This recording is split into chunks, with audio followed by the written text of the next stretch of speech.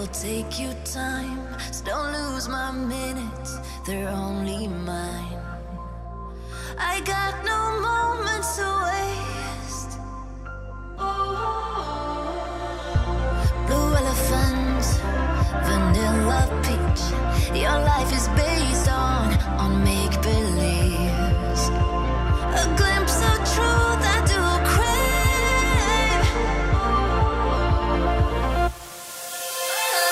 Feels like I've been waiting my whole life.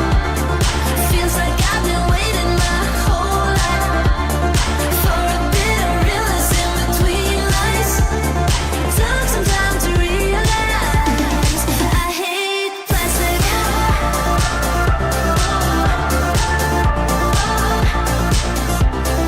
I hate plastic. Took some time to realize I hate plastic. As innocent as words can feel, they sometimes hurt. Just be sincere. Some talk has no limits inside. And if you're misunderstood, then pardon me. We're all good. We're all good. Baby, we've been waiting our whole life. Feels like I've been waiting my whole life. Feels like I've been waiting my whole life for a bit of realness in between lies. Took some time to realize I hate plastic.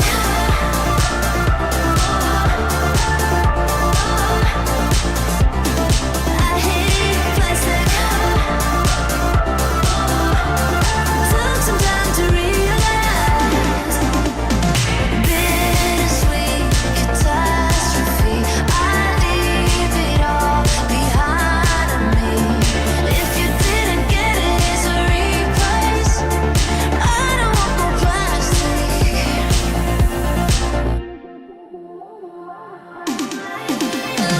Feels like I've been waiting my whole life.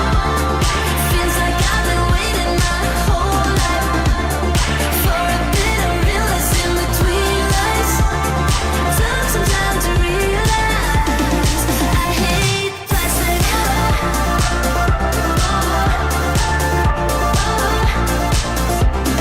I hate plastic. Took some time to realize I hate plastic.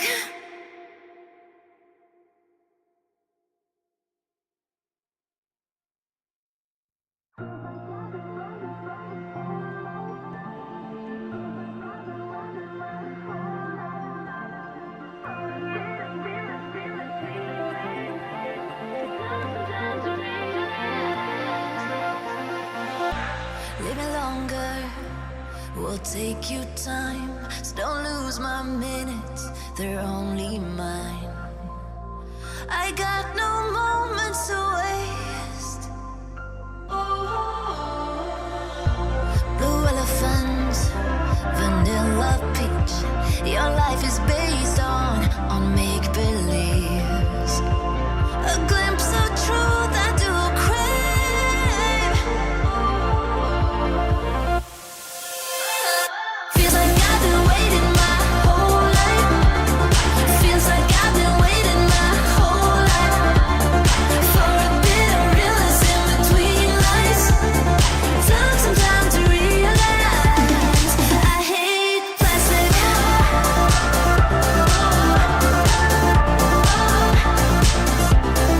I hate plastic. Took some time to realize I hate plastic. As innocent as words can feel, they sometimes hurt. Just be sincere. Some talk has no limits inside. Hi guys, I hope we're doing fabulously. Today is Sunday if you are in the UK. Please let me know what time it is for you because I'd love to hear. But I hope you're all doing fabulously. If I didn't see you yesterday, hi! Lovely to see you. And if I did see you yesterday, welcome back. I hope you're having a wonderful weekend. Hello, guys. So today we are playing Star Stable Online. And I think there's like Winter Village stuff for us to do. So I think that'll be something. Can't guarantee it's going to be the most riveting, but we're going to play it and we're going to see. They've got new horses in. They've got new like magic horses. I got myself geared up in like a Christmas outfit, so it's all good. Elle says it's midnight for me. Elle, where are you, honey? Where are you right now?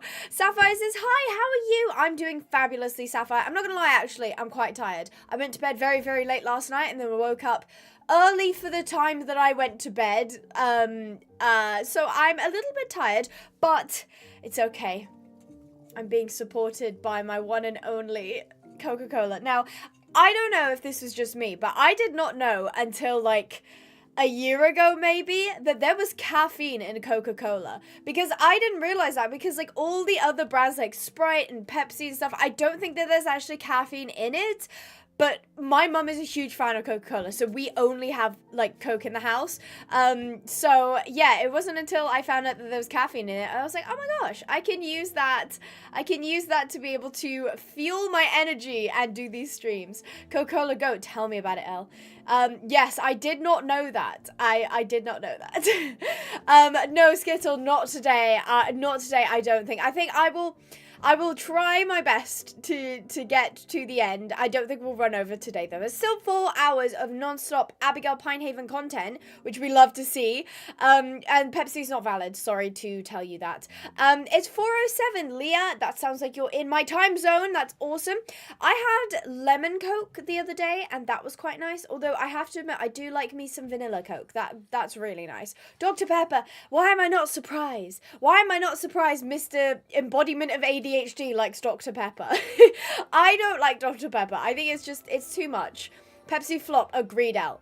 Exactly, agreed. What an opinion. It is not, actually. What other drink has doctorate? I'll wait. That is such...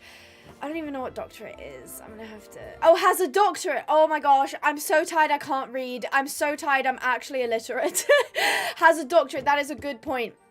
It's not Dr. Coca-Cola. It's not Dr. Sprite. It'd be kind of strange if it was. Dr. Pepper is just marshmallows in liquid. I agree. I completely agree. How can you go into the server? So you have to be in the English region, and then you can choose Candy Cove. It is pinned in the chat, and it is mentioned in the description.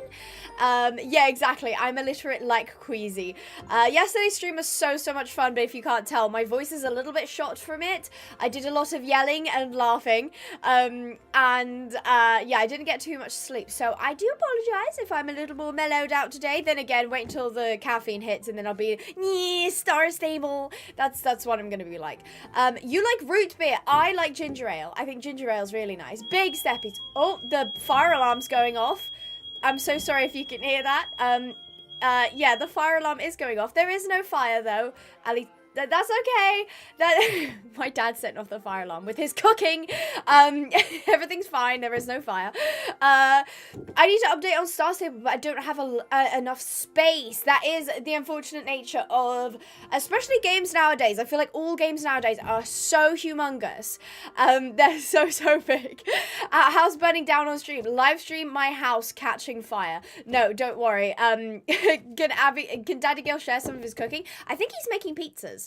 If anyone has a pizza request, please let me know and I will pass it on to Daddy Gale and he will see about making it. I don't know if we have enough ingredients for everyone, but how about we have like one pizza for everyone to share and like each slice has different toppings on it, so you can tell me what toppings you'd like on your slice. They might be very, very thin slices considering how many people we have to divide it between, but Yes, pineapple is valid. I love that.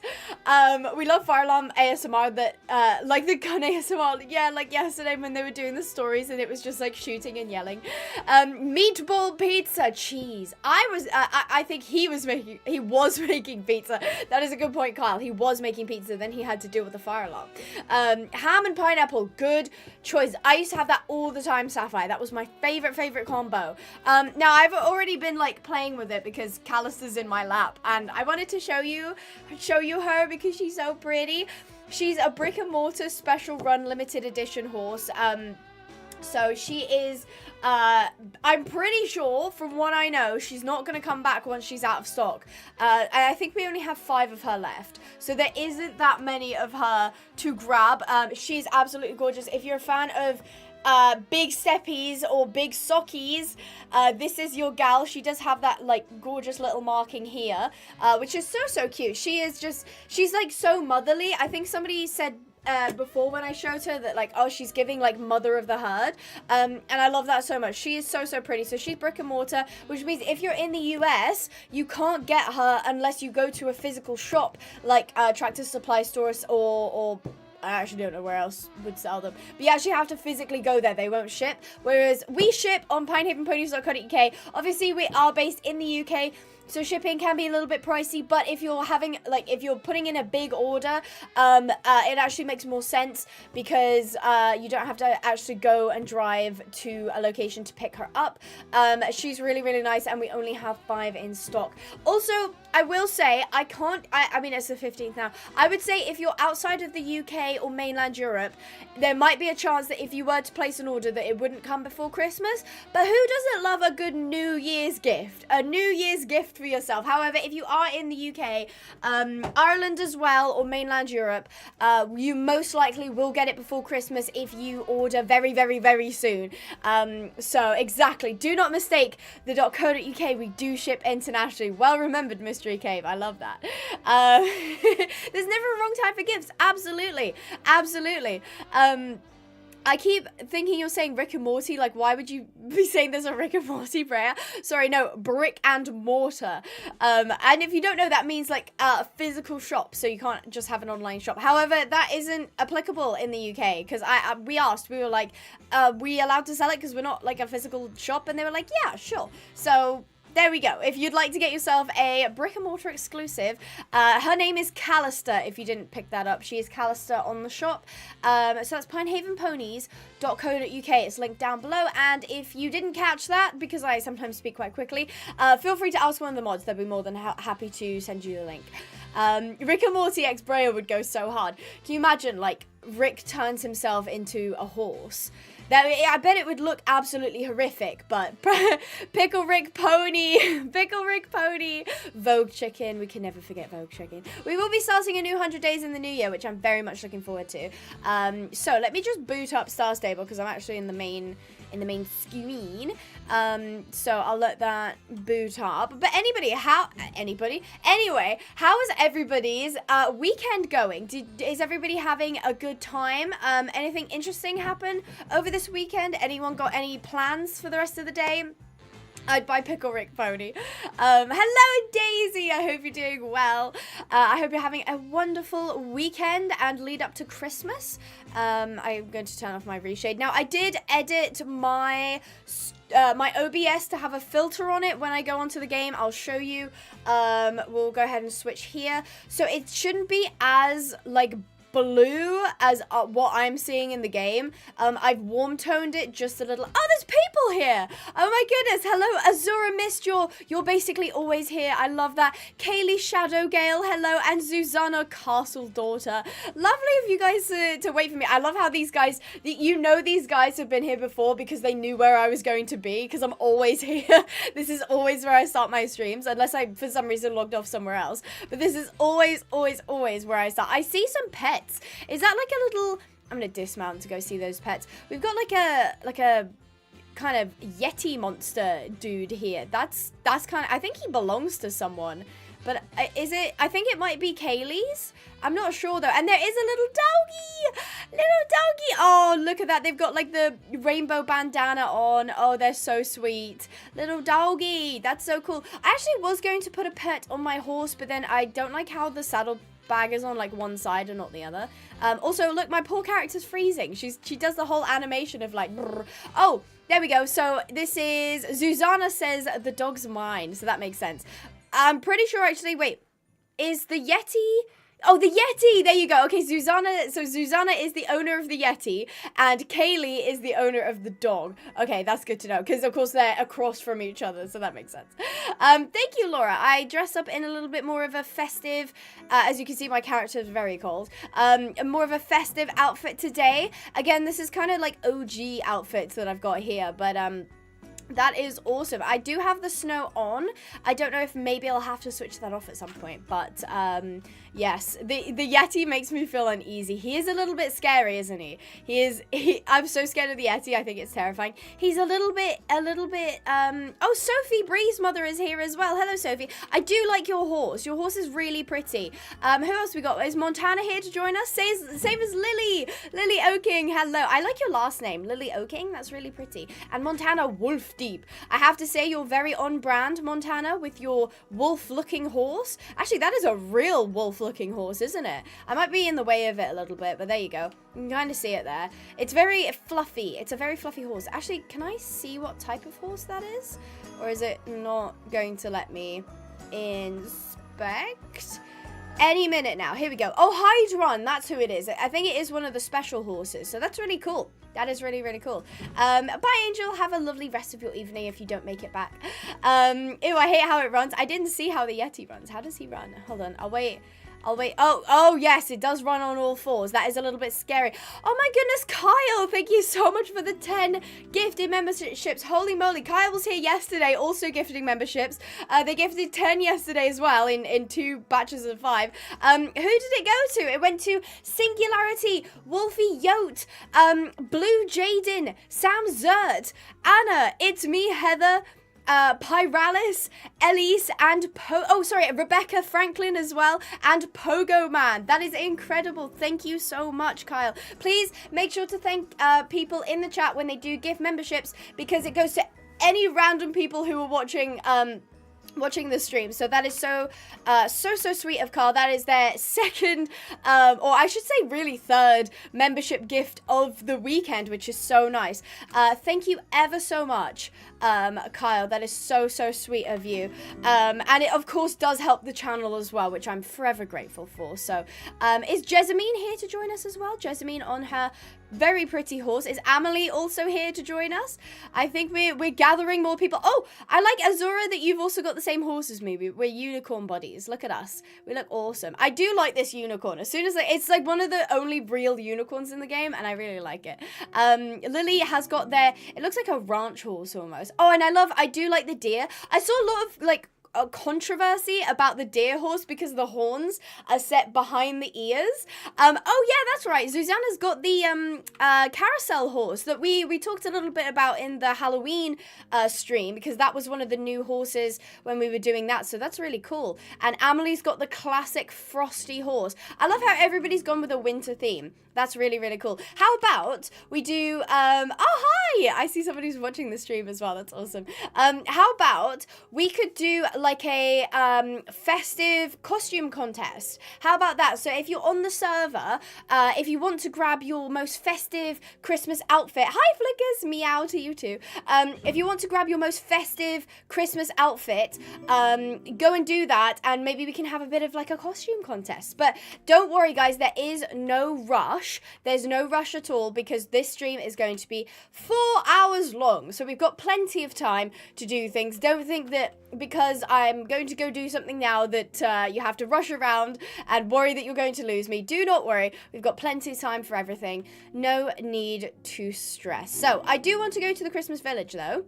And I actually don't know how to get there apart from going to Moorland. So I'm going to just go to Moorland, because I don't know if there's any other like sleighs. So let's go ahead and go to Moorland. Moorland Stables. Here we go. 4 hours of SSO straight. I wish you luck to not fall asleep. That's kind of one of the reasons that I don't want to do SSO too often, because you actually physically run out of content to do. So in the new schedule, I think we only do SSO like once every 2 months or something. See, I thought that there was a sleigh here. I thought there was a sleigh here. Oh, there is. Oh, no, there isn't. That is just a big Yule goat. What is that? What is that? What are you? That's so weird. Okay, I don't know what that is. Where is the... Can anyone help? Where is the sleigh? How do I get to the Christmas... I could have sworn it was, like, here. Am I cray-cray? Oh, is it... Oh, I need to... Hold on, I need to talk to the Yule goat that's down here. My bad. A baby Yule goat approaches you. She nudges you softly, as if waiting to get your attention. There's a tag hanging on a ribbon tied around her neck. It reads, come with me to Mrs. Holdsworth at Moreland Stables. Right, oh yes, you have to actually do the quest to unlock the transportation. My bad. I do have to talk to the goat. The goat has been spoken to. The goat has been spoken to. So we'll go up to Mrs. Holden, who's over here. I like how when you like hard stop, you like skid on the snow. That's really cool. Warm winter wishes. If it isn't Abigail and Snow, come to see little old me. I see the little helpers I sent out to find you, just in time for the festivities. It's the most magical time of the year. Together with my Yule goats here, I can try and spread the word of how Jorvik has celebrated winter for as long as I can remember. I'm thrilled that you've decided to join the celebration despite being one busy bee. I don't know about being a busy bee. Everybody makes me do all of their chores. Would you and Snow like to come would you like some jawberry pie? Actually, never mind that. I must get on explaining the traditions of this quirky island. See, I wanted pie. I don't know about you guys, but now she's not offering, so that's a shame. That is a shame. Learn about Norwegian winter traditions. Tell me, Mrs. Holdsworth, how do you like to celebrate this time of year? So there's 3 options: spending time with family and friends, or bundling up warm and going on rides, or giving gifts and putting up winter decorations. What do you guys, what is your like favorite way to celebrate this time of year? Is it spending time with friends and family? Is it bundling up warm and going on rides? That also includes like going out and, I don't know, going on walks and in the wintertime and stuff like that, or giving gifts and putting up winter decorations. Now personally, my favorite bit is spending time with family and friends, but I also am a really big fan of giving gifts and putting up winter decorations. Hi Jason, I hope you're doing well. Friends and family, gifts, Christmas rides, says Skittle. Friends and family, option 1 and 3. I agree with that. Those are my 2 favorites. I quite like both of those. Winter walks, says Daisy Topaz Glass. Although, I guess winter walks are a really good option because you could also do that with friends and family, you know? So, I don't know. It's a tough one. I am going to pick spending time with family and friends because that is my favorite bit of the whole thing. How sweet. If there's one thing growing older has taught me, it's that there's little better in life than the gift of friendship. Treasure it, my dear, and it shall last you a lifetime. Now that I've heard about how you celebrate the holidays, it's time to teach you about the winter traditions here on Jorvik. We begin crafting the Yule goats out of the last straw of the fall in hopes of a good harvest next year. With a smidgen of magic, the straw goats come to life, just like this little one. But that's not all we do. My bees may be sleeping until spring, but there's so much to enjoy and discover on Jorvik during winter. We Jorvigians believe that winter is about giving and sharing. This is when we feel closest to our friends and families. As a tradition, we light a candle for our wishes in years to come. We sit by campfires in stables and tell age-old stories. How is there more reading?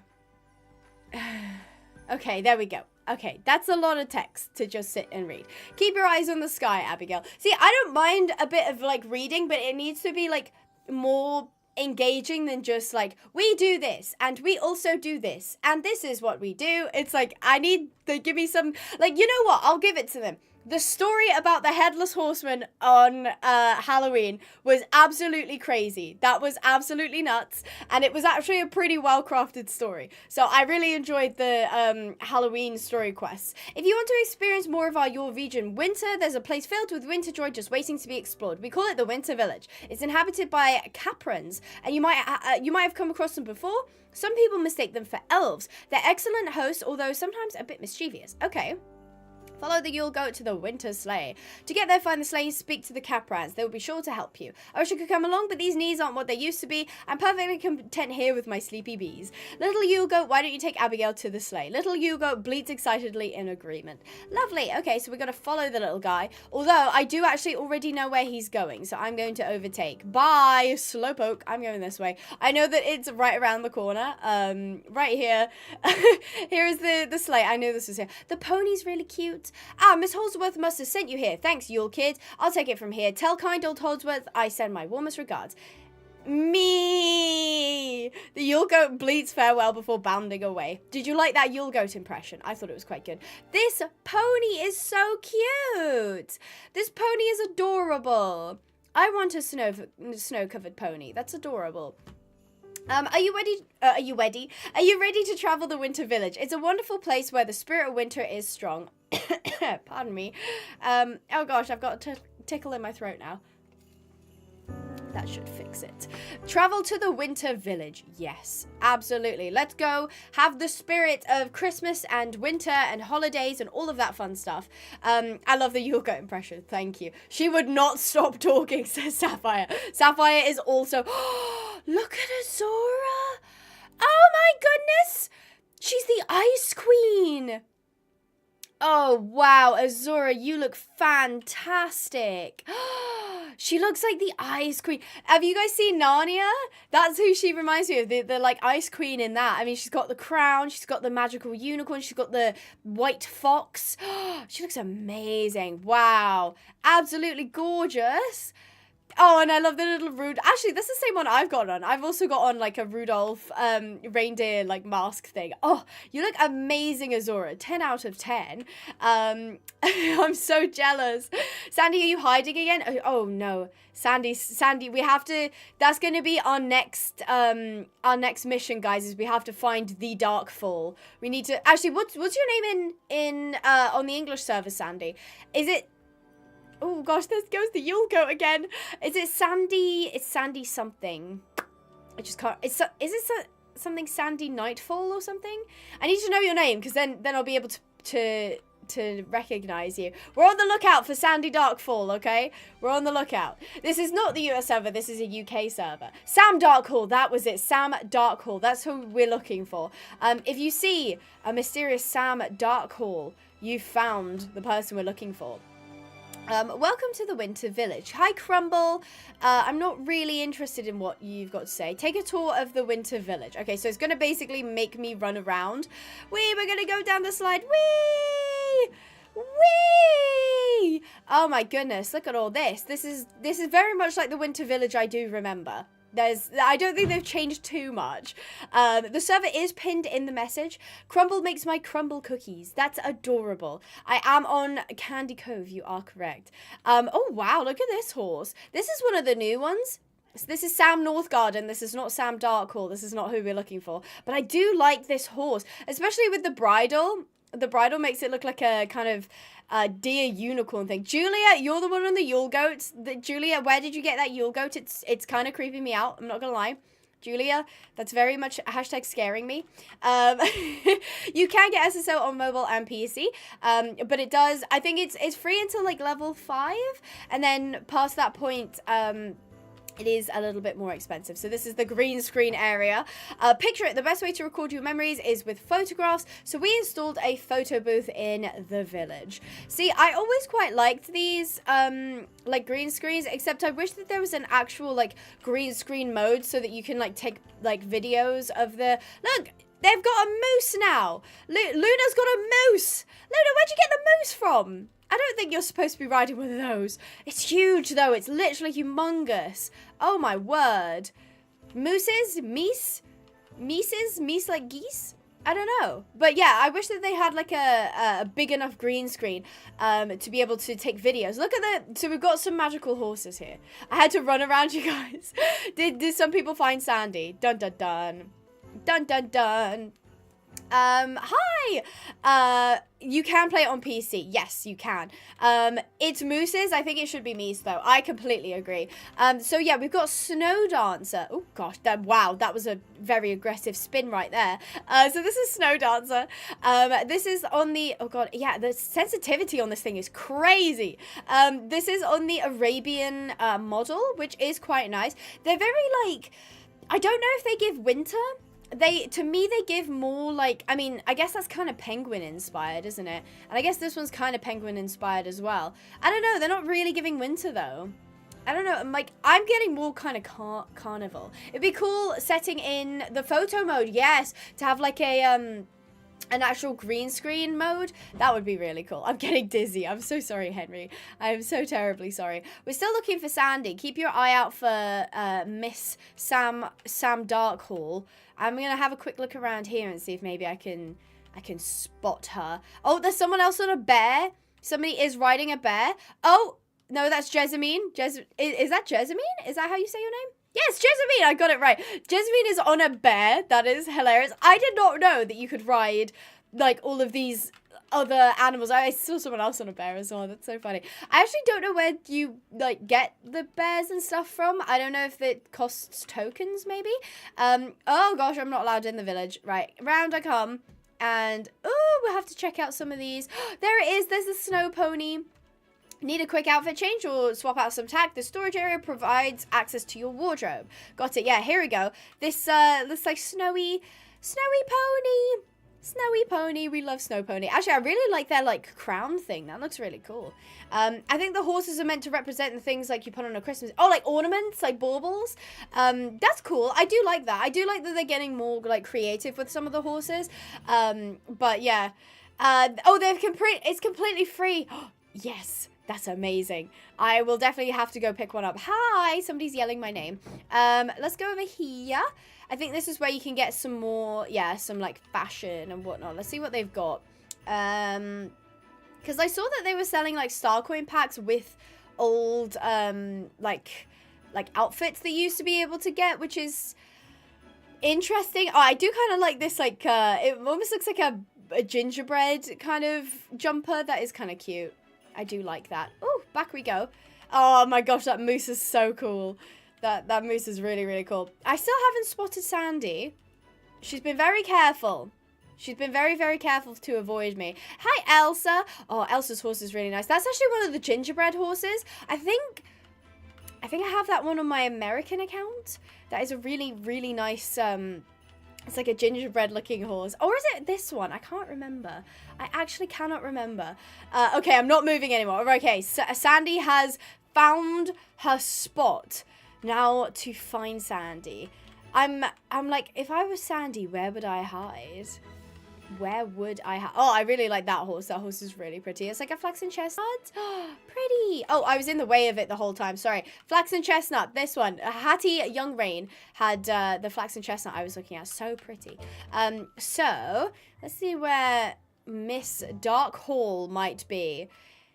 Are you on your horse, Sandy, or are you off your horse? Hi, Rattle! Abby, a big stream, always Haven. You know it. Actually, this is my final stream of the year, Rattle. So if you have anything to yell at me, do it now. Because you won't see me again until 2025. Although I am talking to you on Tuesday. So, you know, it's not like me and Rattle will stop talking. Yeah, imagine if, like, YouTubers could only communicate through each other's, like, socials. Of, like, you could only talk to somebody if you were like commenting on their video or like talking to them through a live stream or something. That would suck. But no, me and Rattle do chat.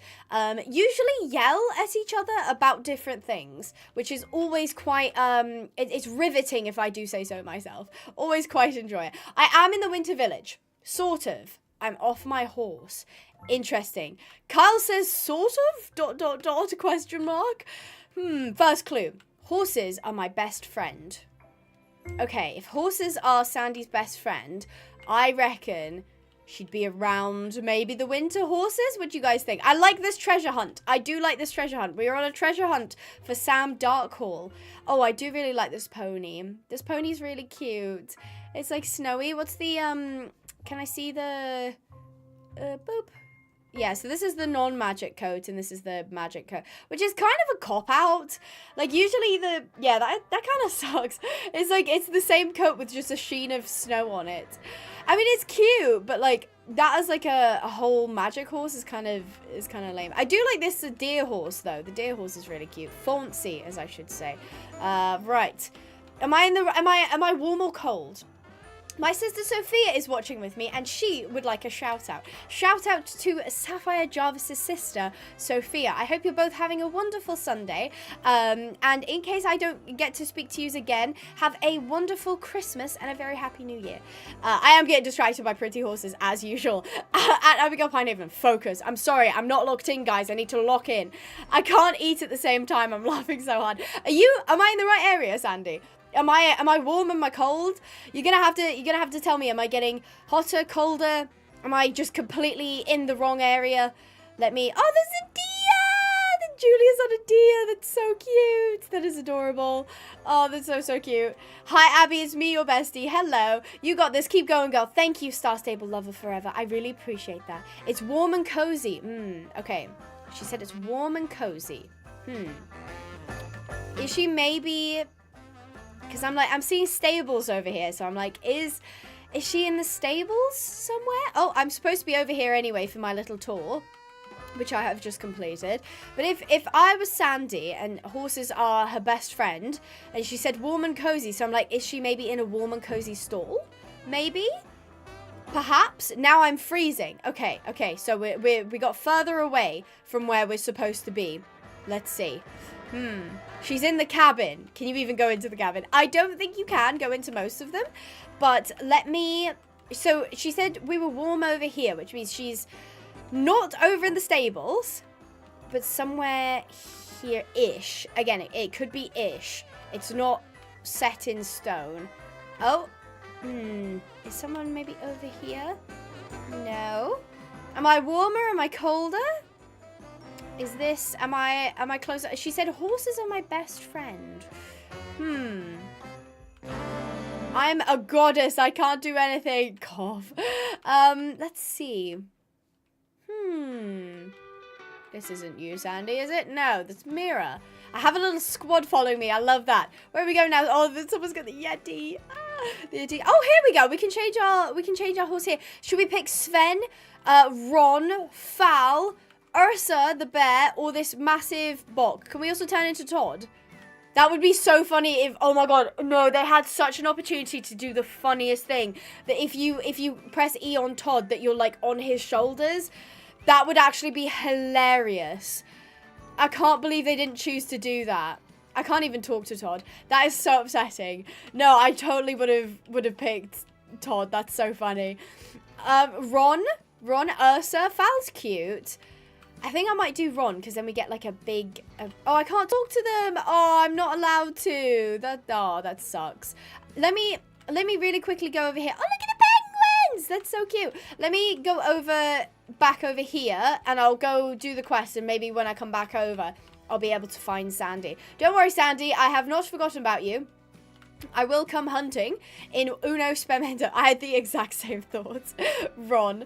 Bog. I found her, says Mystery Cave. Mystery Cave was able to locate Sam Darkle. I have not been able to just yet, but I will do so momentarily. Don't you just love it here? I knew you would. Yeah, it's okay, I guess.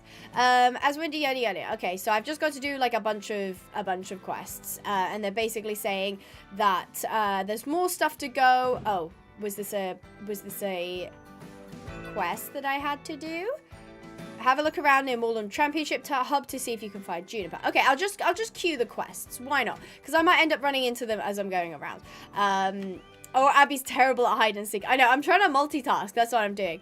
Want to make a scrapbook? Yada, yada, yada. Here, take me a photo of me first. I will do that, sir. Am I supposed... they didn't even give me a camera. Oh, what a great photo of this guy. Just the backside of a bear. That's so funny. Okay, there you go, Pickle. I did your thing. I need to go find Sam. Mrs. Sam Darkle. Oh! Apparently not. Apparently not. Apparently I broke my legs trying to go find Sandy. Okay. Right. All the way back here am I. Fabulous. Okay. Is there any, like, closer sleighs that I could take, or do I have to go to Moreland every time? Oh, here we go. There's a close sleigh here. Okay, don't mind me. I'm coming right back. Don't you worry, guys. This is a cool rendering of the like loading art. I do quite like it. Although I do miss when they used to have like actual art done. People used to edit old Starshine games, swap files, swap models with humans, etc. That's really funny.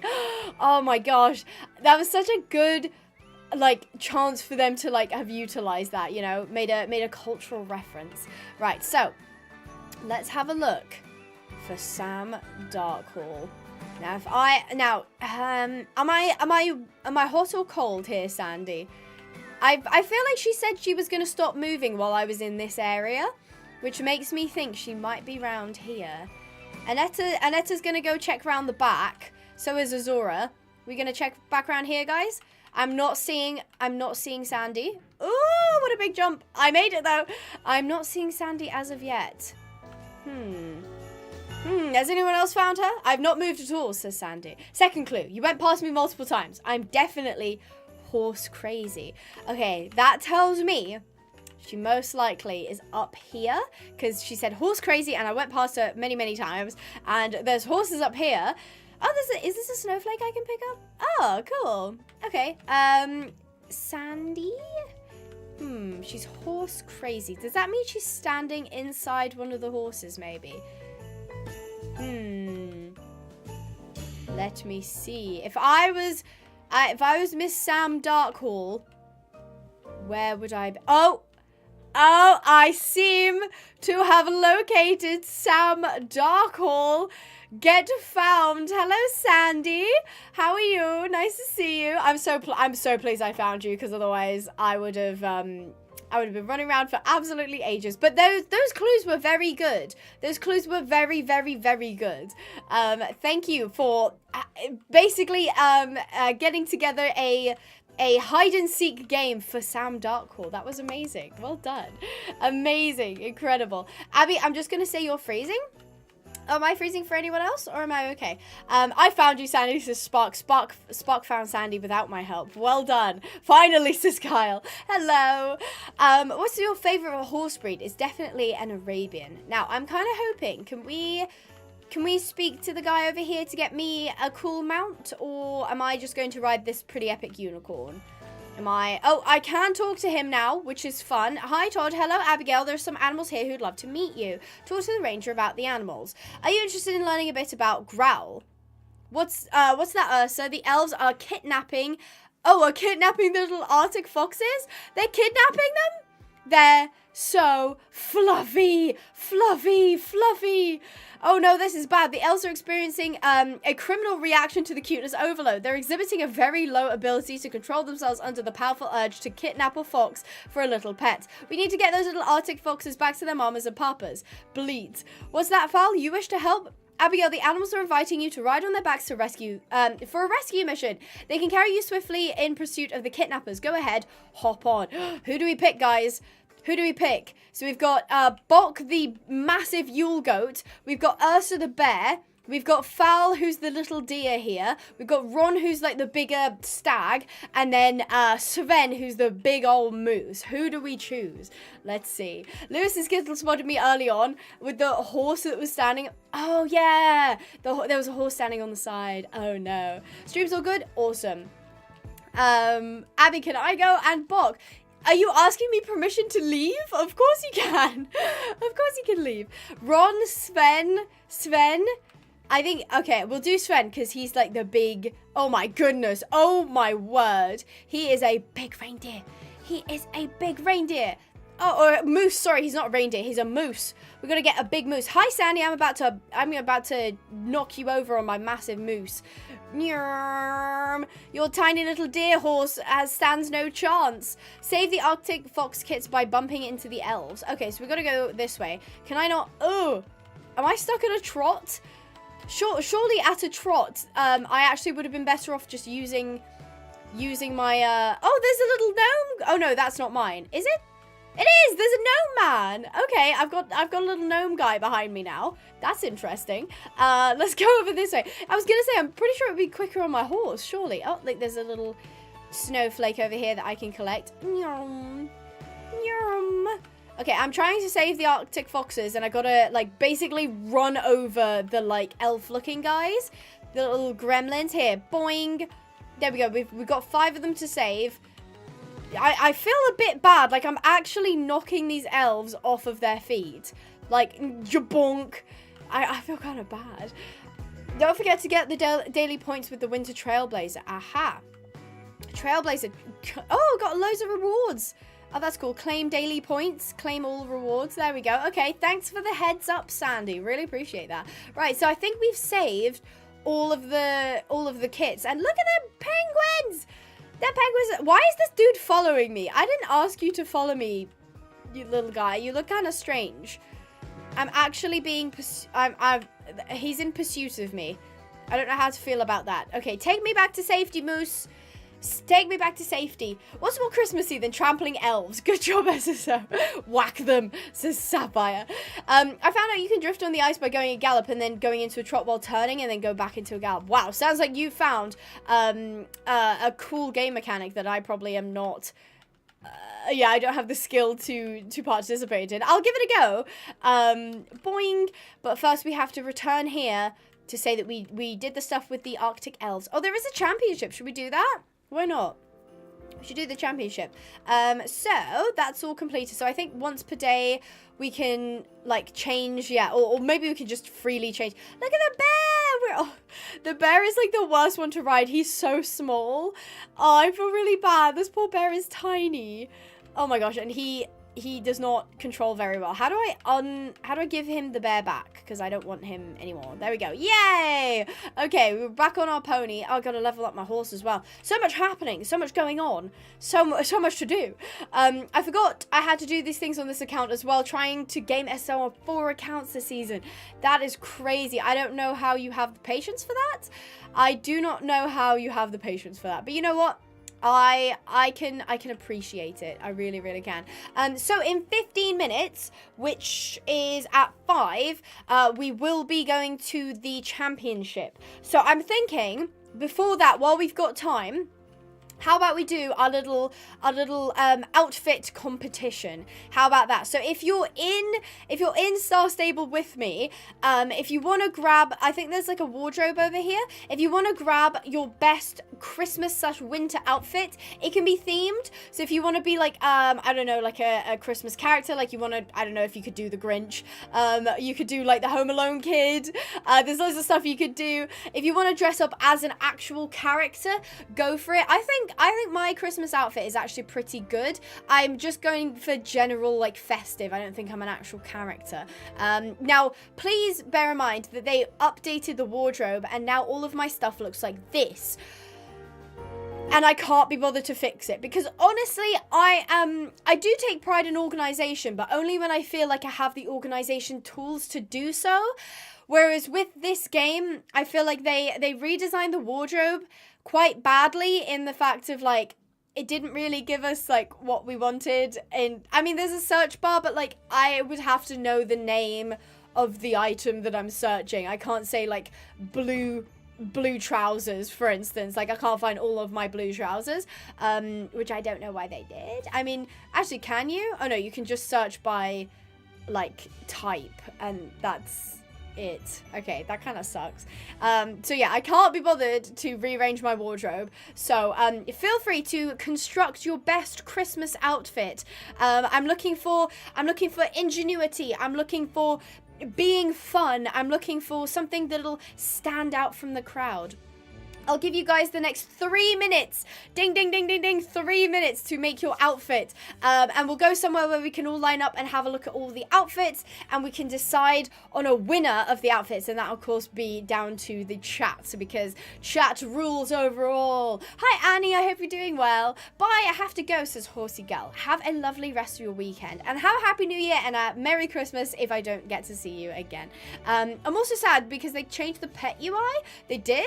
Oh, my goodness. Oh, yeah. I think this game is in an unfortunate position where it's like transitioning from like, it's still trying to phase out old SSO because like if for example you go onto here, right, this is new UI, so it's got like the faded navy blue background, things are like kind of like opaque, and you know they kind of light up when you hover over them.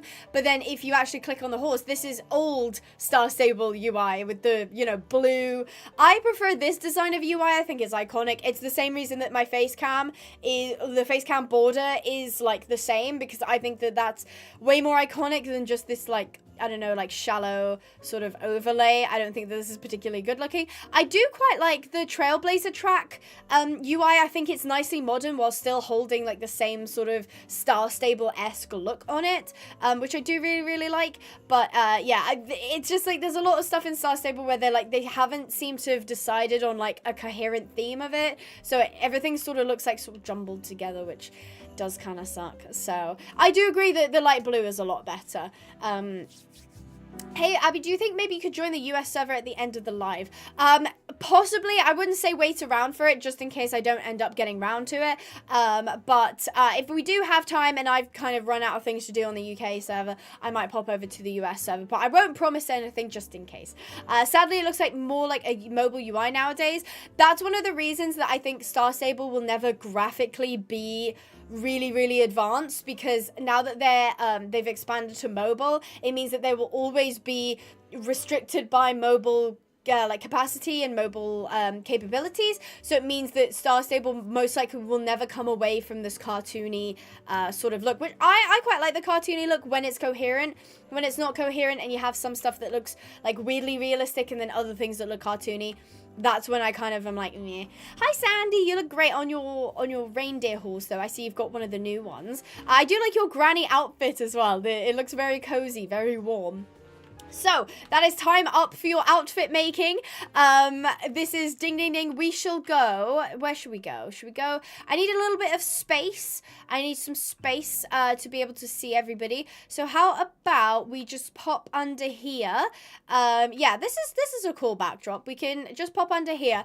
And if anybody would like their outfit to be judged, if you guys could just line up next to each other, that would be really, really handy. So, you can line up next to Connie. Try not to stand inside each other, because then I can't see it. Now I will pull away from the line so that I can sort of move up and down.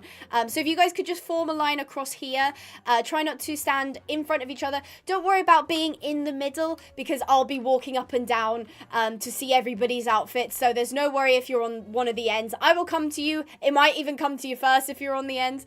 So just make sure you stand in a nice little line so that I can see everybody's gorgeous outfits. And if you're not in the line, I'll say that you're not part of the costume contest. So if you don't want to be quote unquote judged, then feel free to not stand in the line. But I think we've got mostly everybody. We have this person over here who's decided to not participate, which is perfectly fine, not a problem at all. So we'll start over here at this end. We've got Annetta Wagon Park. So I need you guys to choose your favorite. So we got Annetta Wagon Park, sorry. They're in a gorgeous, I see the gorgeous unicorn, we love it. In the browns, I love the muted browns, that looks amazing. Very warm, very cozy, almost autumny, but I like it. I do like it with the plaid shirt as well. We've got Lily Loudcage. I love the sweater, love the halflinger. The halflingers are so wintry, so cute. I really like it, and I appreciate the fact that their helmet has like a bobble on the top. I think that's very warm and cozy. Charlotte Snowclaw. I love the matchy of the beanie and the horse and the saddle pad. Oh, you remind me so much of old SSO. I want to give you points just based on being old SSO-esque. That saddle pad was like my go-to saddle pad all the time. Absolutely love it. And that horse as well is OG. I love it. Charlotte, well done. Jessamine is here in her almost Elsa dress and in a gorgeous, like, I mean, is this a Norica horse? I think it might be the Norica. I do want to fact check yes, it is the Norica. This is one of the new Norica horses with the roses in its mane.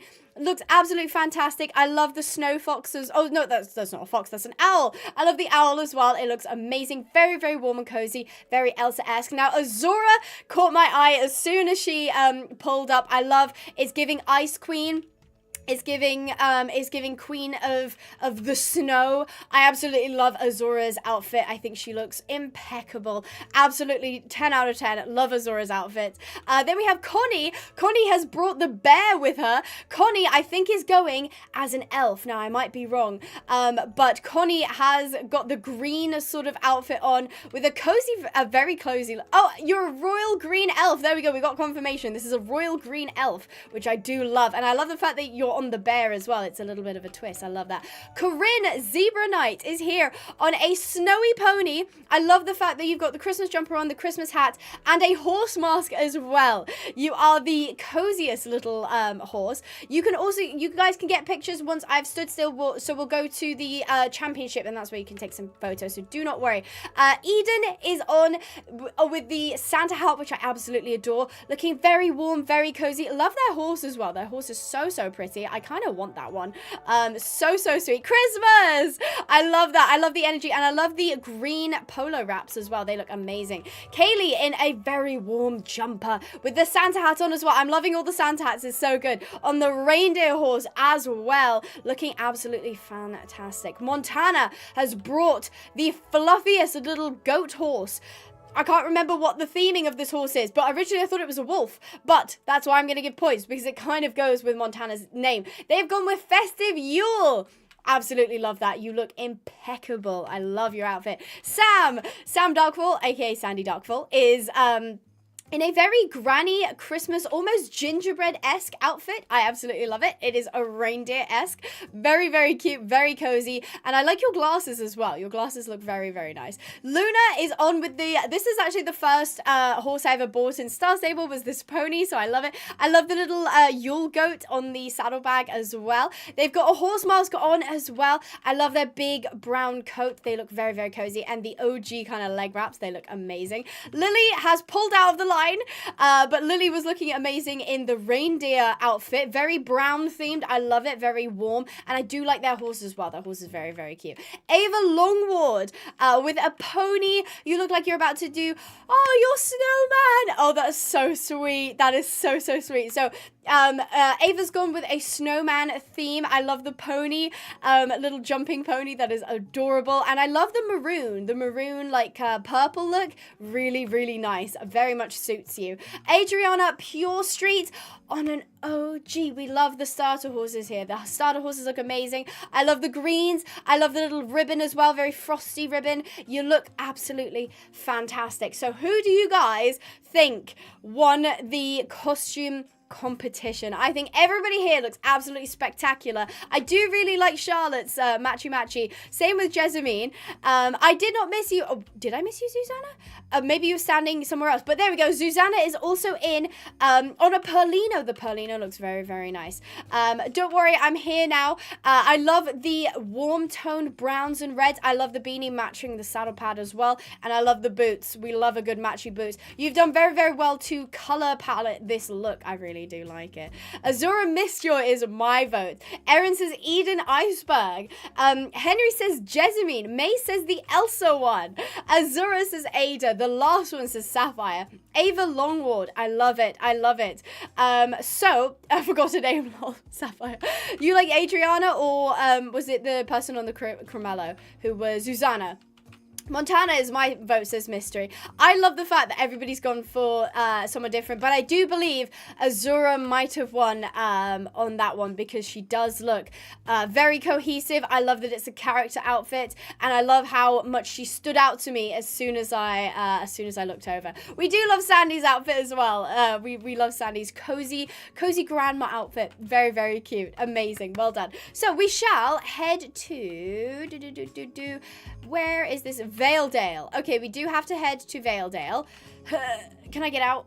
I cannot. I might need to return to entrance. So we need to, I'm going too fast. One of the gingerbread followers got lost. Well, that seems like a skill issue if you ask me. I'm going to go to, I don't know where this will drop me off. I think it might be the Jorvik Stables one.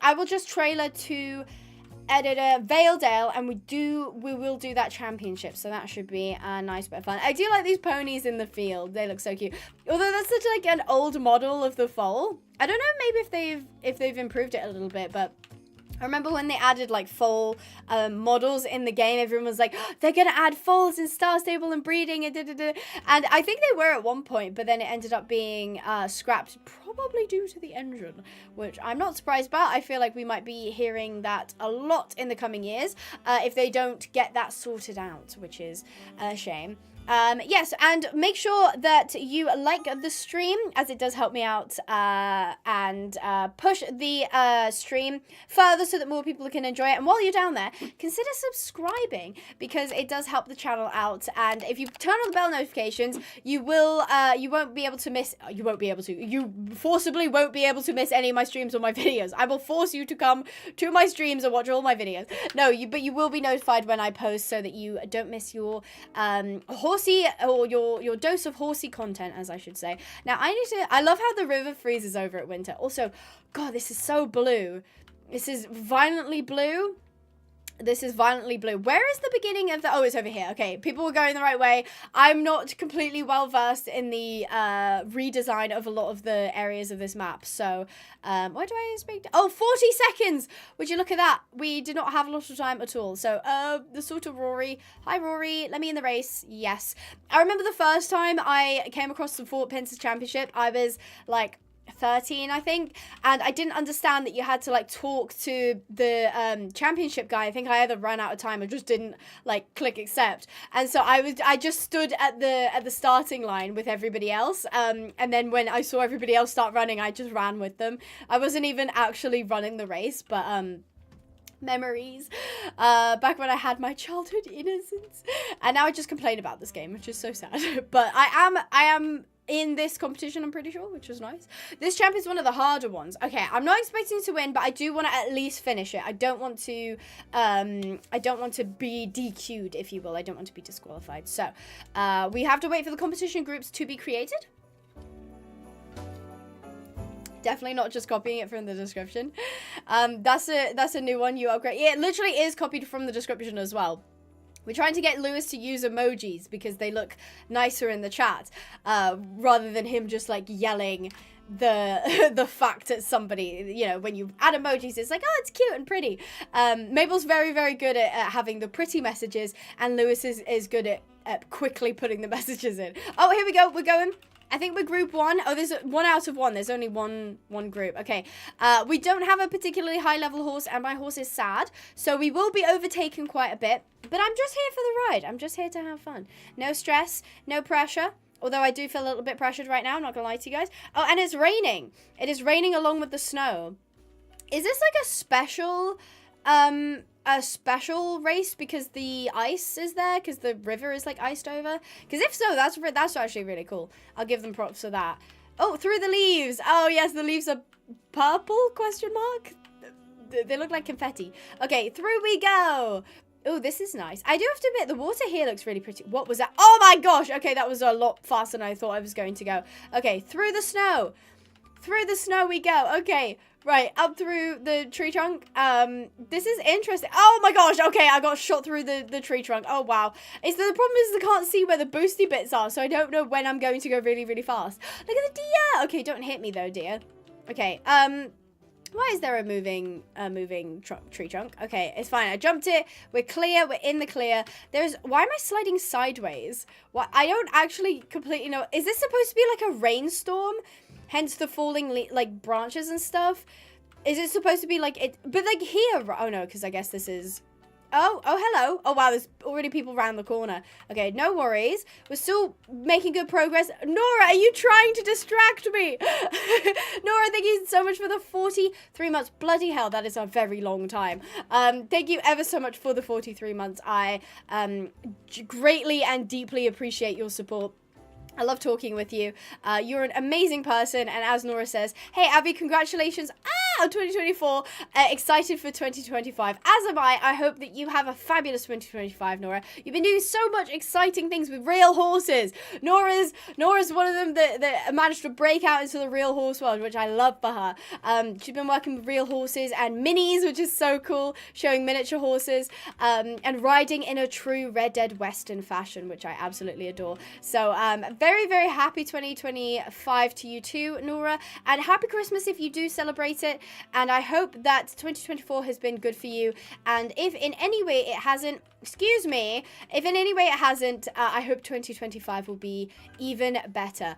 If I could not be thwarted, that would be fabulous. Yeah, because like this usually isn't frozen over, so is this like a special glacier one? I don't know. 43 months, I don't.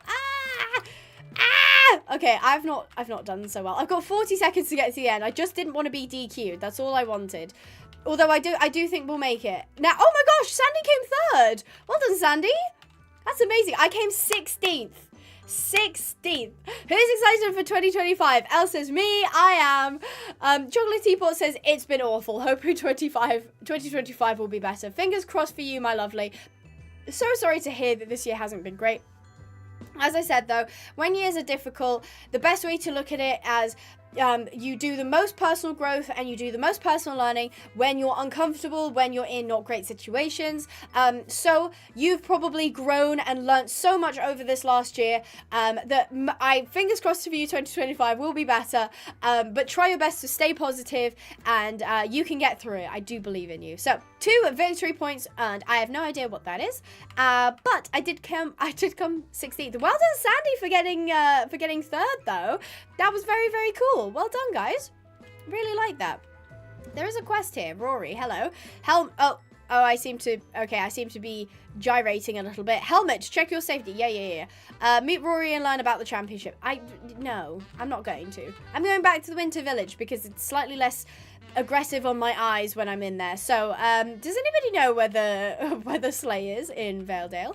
I can trailer, but would prefer not to if I could help it. Also, is the music too loud or is it not loud enough? Please do let me know.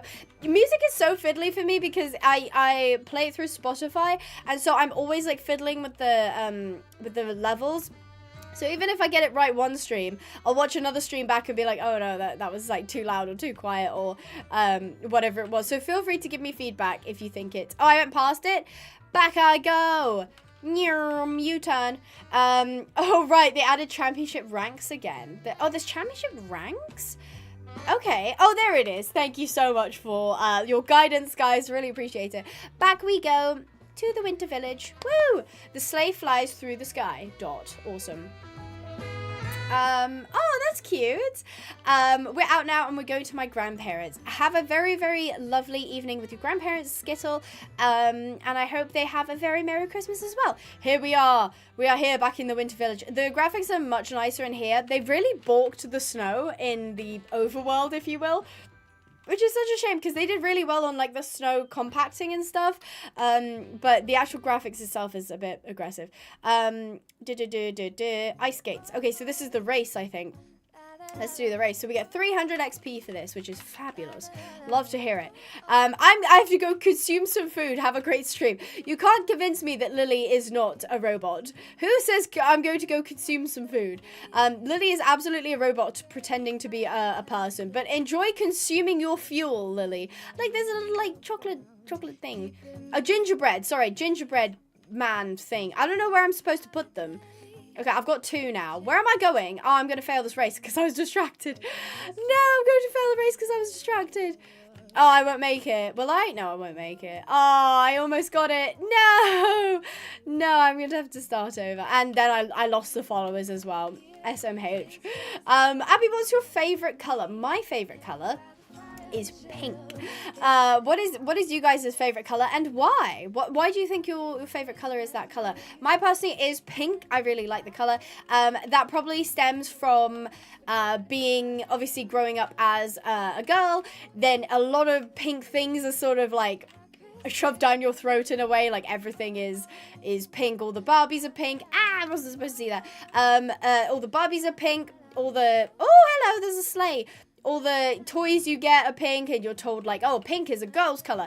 And then when you grow up a little bit, you're like, pink's not that nice because like it's too, it's too girly, it's too babyish. And then when you get a little bit older, you're like, no, actually, pink slaps. Pink is amazing. We shouldn't gender colors because that's silly. It's a bloody color. So if you like a boy color or a girl color, it really doesn't matter. They're just colors. They're literally just light waves hitting our eyes and we've decided to put a gender on them. So once you kind of get past that stage of believing that, then you can really enjoy all the colours. And I'm definitely still very much a pink person, which I love. I like purple, so Starlight Fart Me, sorry. That's an interesting last name. Orange and pink. Purple and royal blue. Oh, royal blue is really nice. I do like me some cyan as well. I love the colour of... Pinehavenponies.co.uk site that sells all kinds of cute horses. Thank you for the promo there, Maple. Very, very smooth. Definitely didn't feel sort of ad-ready at all. Really loved it. But yes, you should go to pinehavenponies.co.uk if you want to grab yourself some model horses. In 2025, fingers crossed all things go well, we're going to be introducing some new brands into the shop.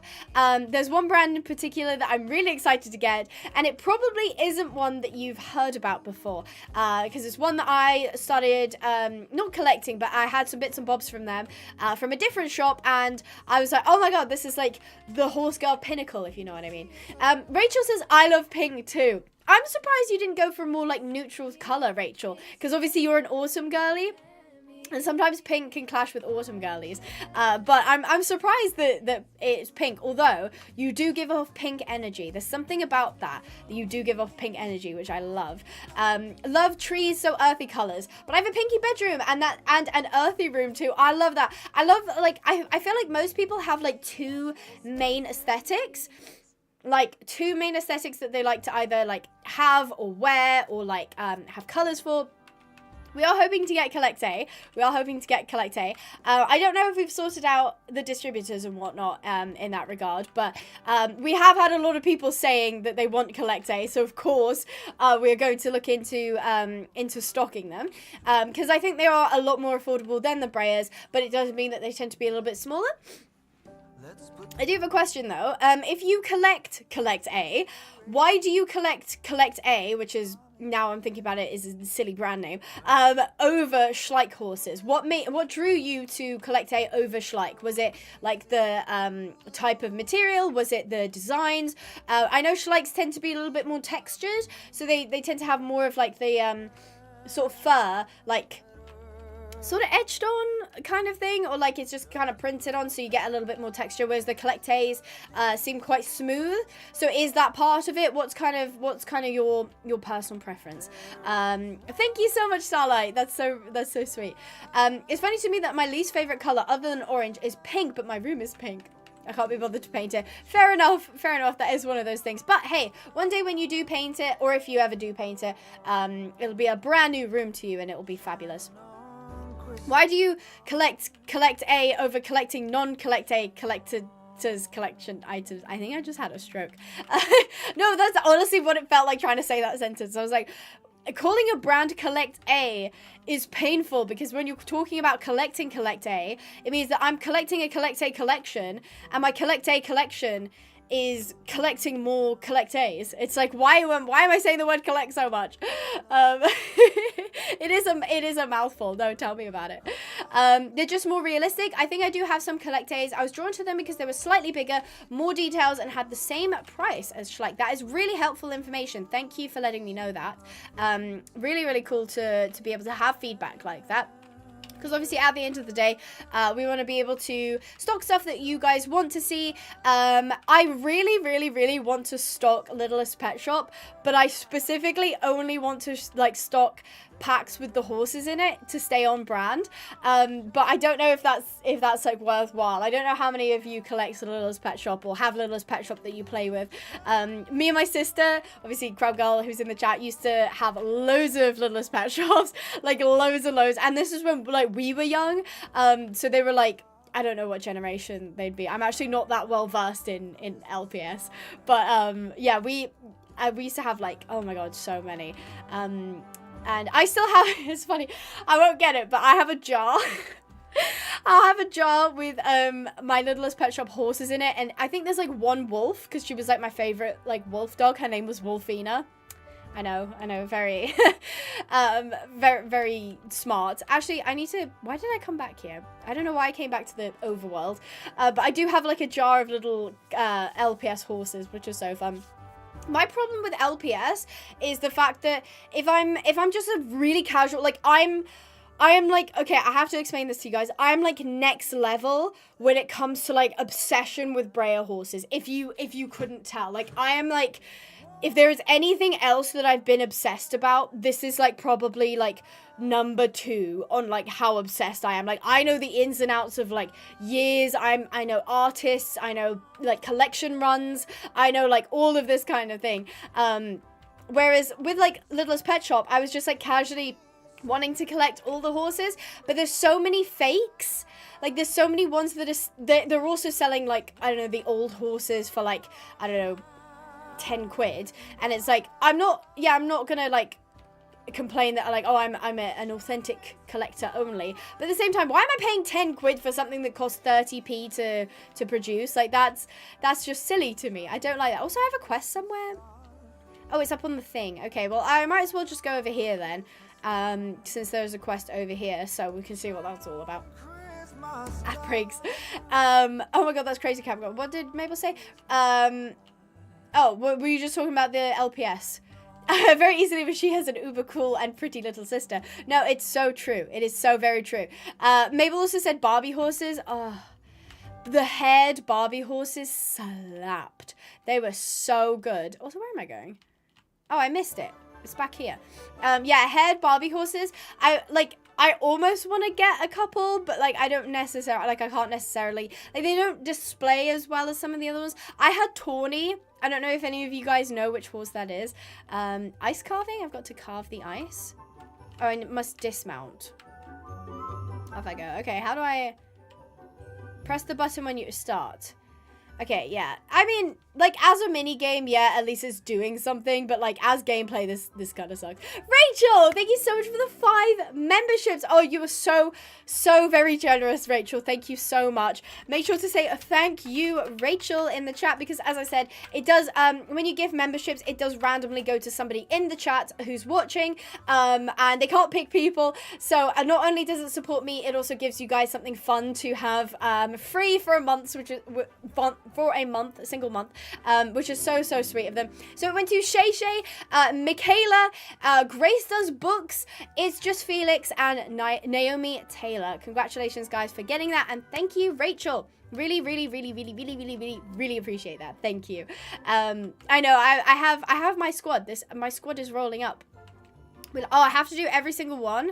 Oh, goodness, wow. SSO was basically like, yeah, let's do grinding. Grinding is the main thing that we want to have as a gameplay element. Which, I'm like, I feel like this game has so much potential to be, like, so much more than it currently is.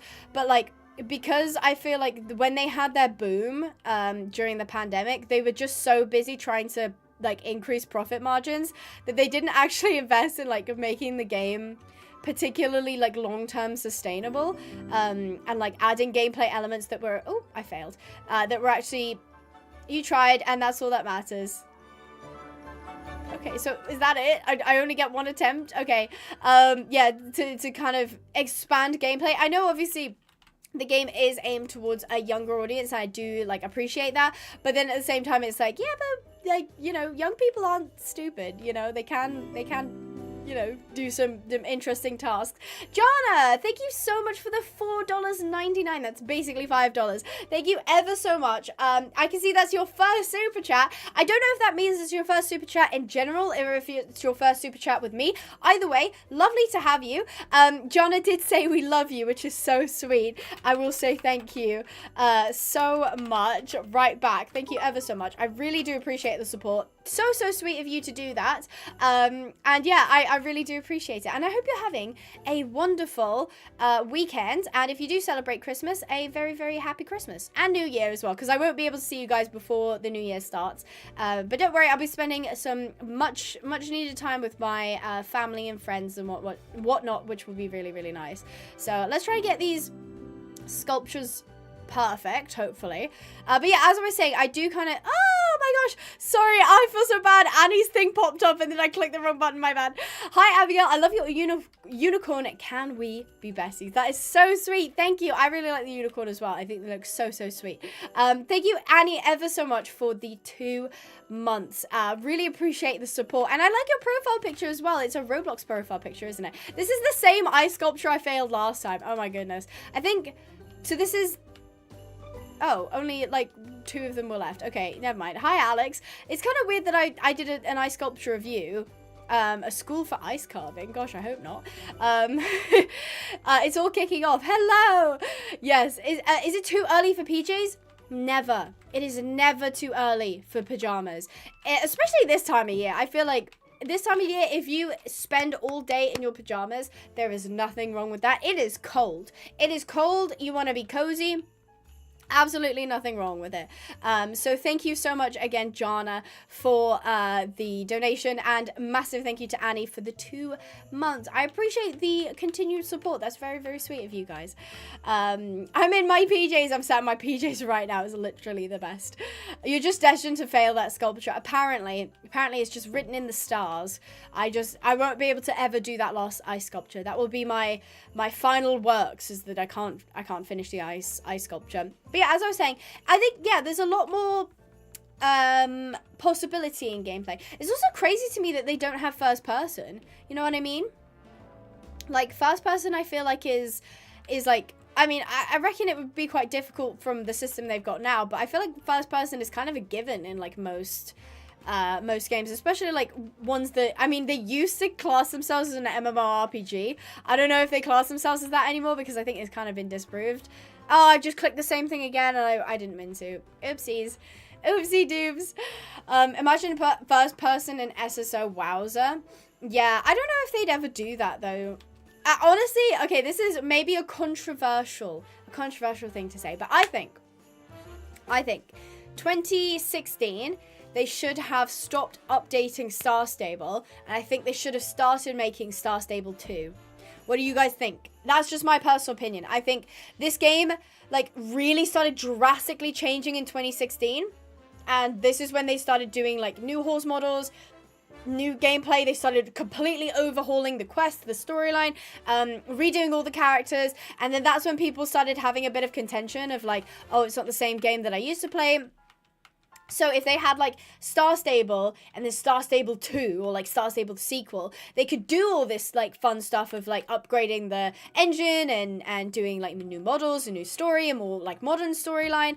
And I think that would have made a lot of people happier. Obviously, I'm coming from the perspective of someone who just plays the game.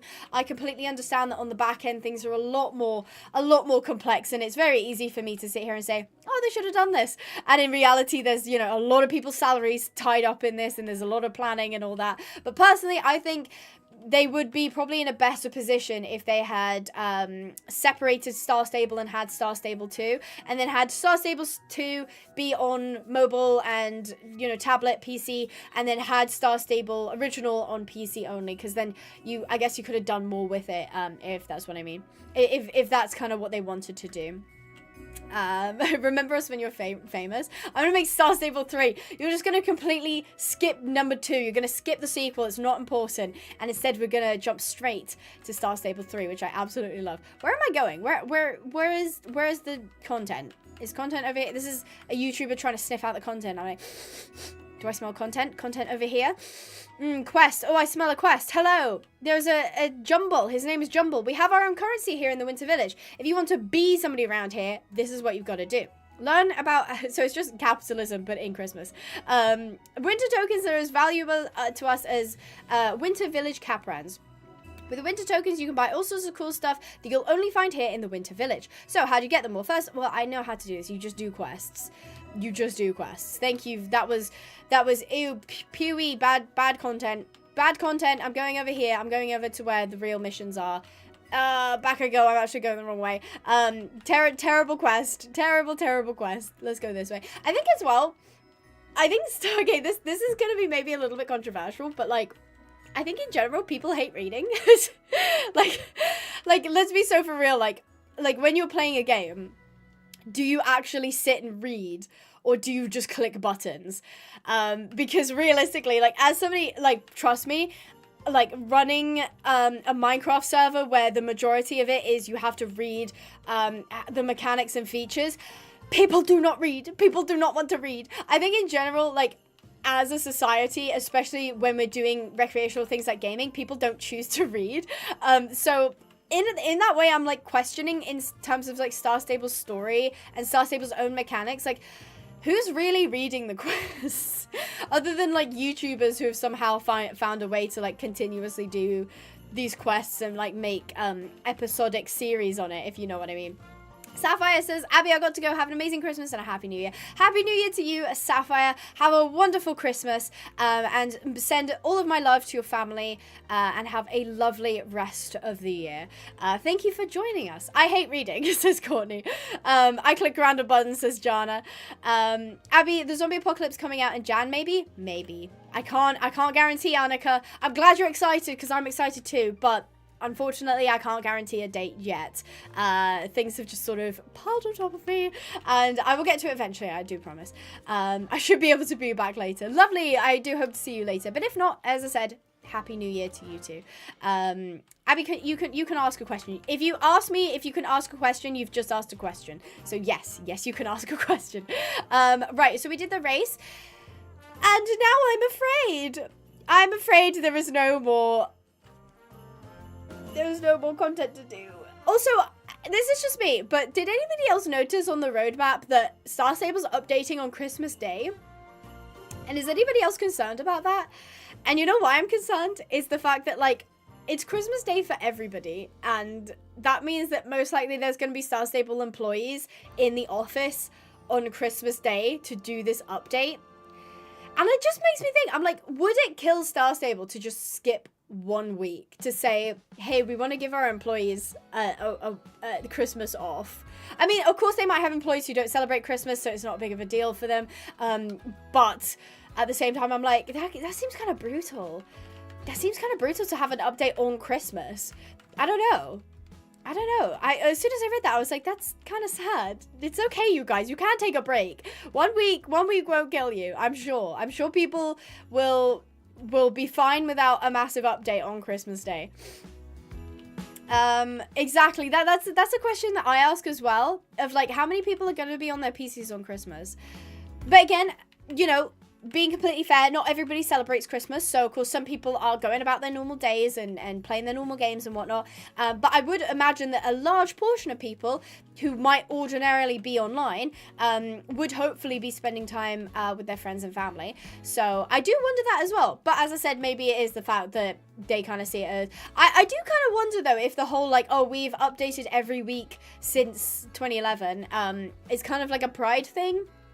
To say, oh, we've never missed an update, and so even if the update falls on Christmas, we're not gonna miss it. Which, if that's their priority, that's their priority. Oh, why have I got an itchy forehead? What is that? I'm so afraid of like one day there's gonna be a spider on me, and I'm just gonna be sat here like talking, and I'm not gonna know. That would make me so upset. Another winter themed race by the waterfall in Valedale. Thank you, Sandy. Sandy helped me sniff out some more content. Content. Let's go this way. Sam did wait for us, which is fabulous. We'll go towards Valedale then, and worst comes to us, we can just do a bit of training. I mean, what time is it? 5:30? Started at 4. Okay, we got plenty of time. Loads of time. No stress, no pressure. Let's pop into the sleigh. Let's go through the sleigh. Spark, that's so mean. I think that updating weekly is probably part of their USPS. Like, not many games do that. Yeah, I get that. And I get that that's like a source of like, oh, we're like, this is part of our like company's directive and how good the game upkeeps and stuff like this. But I have always said this, and I still stand by this. I would prefer once a month updates with high quality updates rather than once a week where it's like it comes out and it's really buggy, especially when it's a big update. It always comes out and there's like mad things that are broken with it. Okay, I'll go on to here so that we can. Sandy said behind the waterfall, and the waterfall is usually over here, but it looks like, oh, it is still over here. Okay, fab. Hi, Sandy. I see Sandy was over here directing us this way. I am seeing a quest marker, so I think it's just around here. Hopefully. Wrong way, it's at the bottom of the waterfall. Okay, perfect. I followed your guidance and I came this way, which is fab. Oh, there's a penguin! Oh, you are a big penguin. Hello. Flipper lets loose a series of excited squeaks and quacks.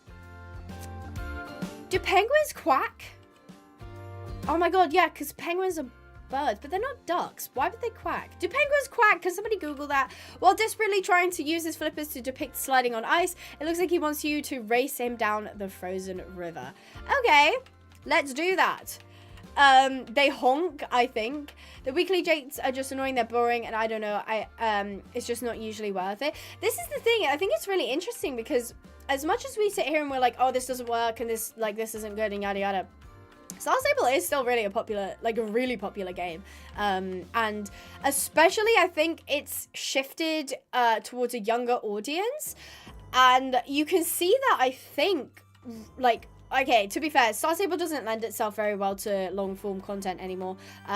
But in general, like, if you look at successful SSO content creators, they tend to be on, like, TikTok and Instagram, like, Reels. They tend to be short-form content, whereas nowadays there's only, like, a select few like names who you could even think of like their videos getting, like, long form videos getting like a decent amount of views, especially when you compare it to like what it got at its peak, where there was seemingly like endless amounts of Star Stable YouTubers.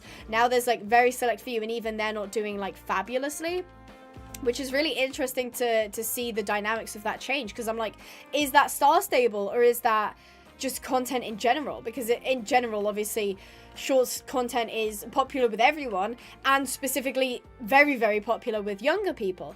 And I'm not saying long form isn't popular with young people, but it tends to be that short form is easier to digest. And everybody, this isn't like me being controversial, this is just the truth. Everybody's attention span is getting worse. So if a video is like 30 minutes, and then as well, there is also, it's actually... I put 100 horses in a day, not clickbait. No, because I was just about to talk about that, Elle. It's funny, because Elle does not know anything to do with, like, this genre. But it's funny how you, like, segued me in here. I'm not sure if it's that bad now, but there definitely was, like, a period of time where clickbait on, like, Star Stable long-form content was rampant. Like, it was bad. Like, I'm talking, like, every day, every video people post, like this, like these certain channels posted, was just non-stop clickbait. It would be like one code hidden in like a 15-minute video, and it was like, it's a code. Like, you could post it in the community tab if you really wanted to help people, but of course there's no AdSense on community posts, so instead it goes onto the long form and it's this weird rambling video where the code is hidden throughout the video. It's so strange.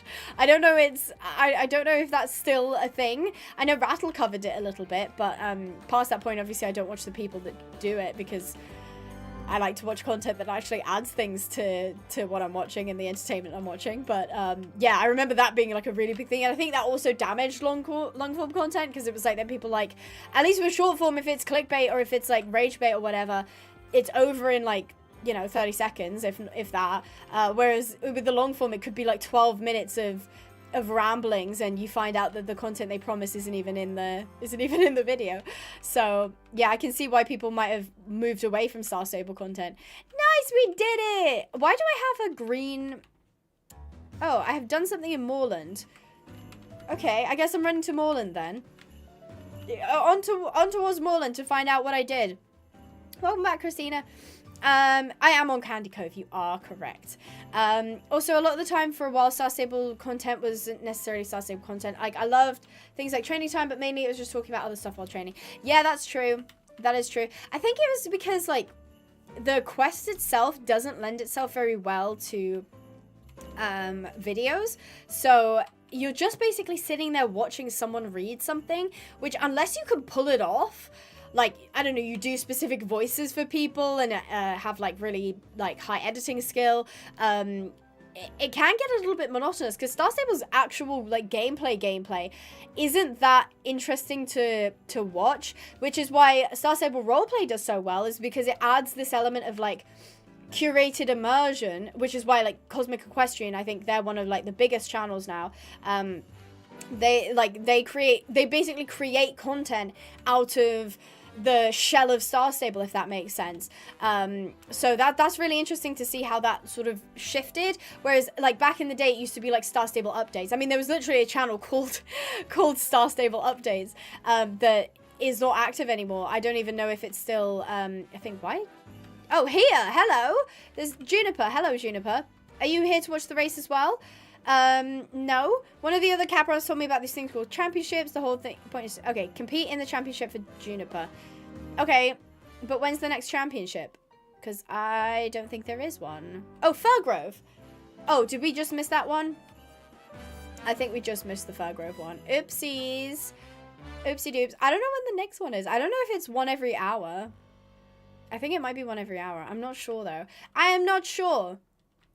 I'm not sure at all. Streaming SSO makes more sense nowadays. Buying new horses still do alright, but not as... Yeah, I mean, buying horses back in the day was, like, main content for a lot of people, where it would be, like, buying every single horse that was added to the game, and, like, buying every single thoroughbred that comes out, and it was, like... Obviously, I don't know what the kind of balance was in terms of, like, CPM and views and stuff, but, like... Seems like a lot of money that you're spending. A lot of money. And the minute that the views start to drop, you're going to be seeing a massive hole in your pocket that isn't going to be great. Something's fishy at the Fort Pinter Championship. Okay, I guess I'm just doing this quest now. Should we do, what should we do, guys? Do you want to do quests, or do you want us to do, like, a training route? I can't guarantee I'll read the quests. Because, as I just said, nobody likes reading. Unless it's something, like, actually interesting. But what do you guys think? Should we do quests, or should we do some training? Because this horse is only level 9. Yeah, I mean, generally content actually SSO related is, like, club events, RRP, and spoilers. Spoilers do really, really well. But then...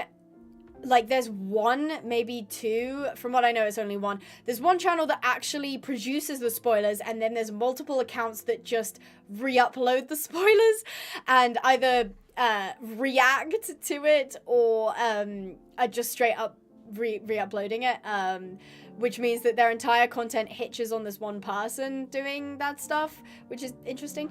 Buying every single breed in each of their coat colors, that's crazy. I think somebody did, I think it was Rattle's video, somebody did a calculation of how much it would cost you, and it was like 30 grand or something it would cost you if you would try, and this was like a couple years ago, so this was like before a lot of the new horses, so yeah.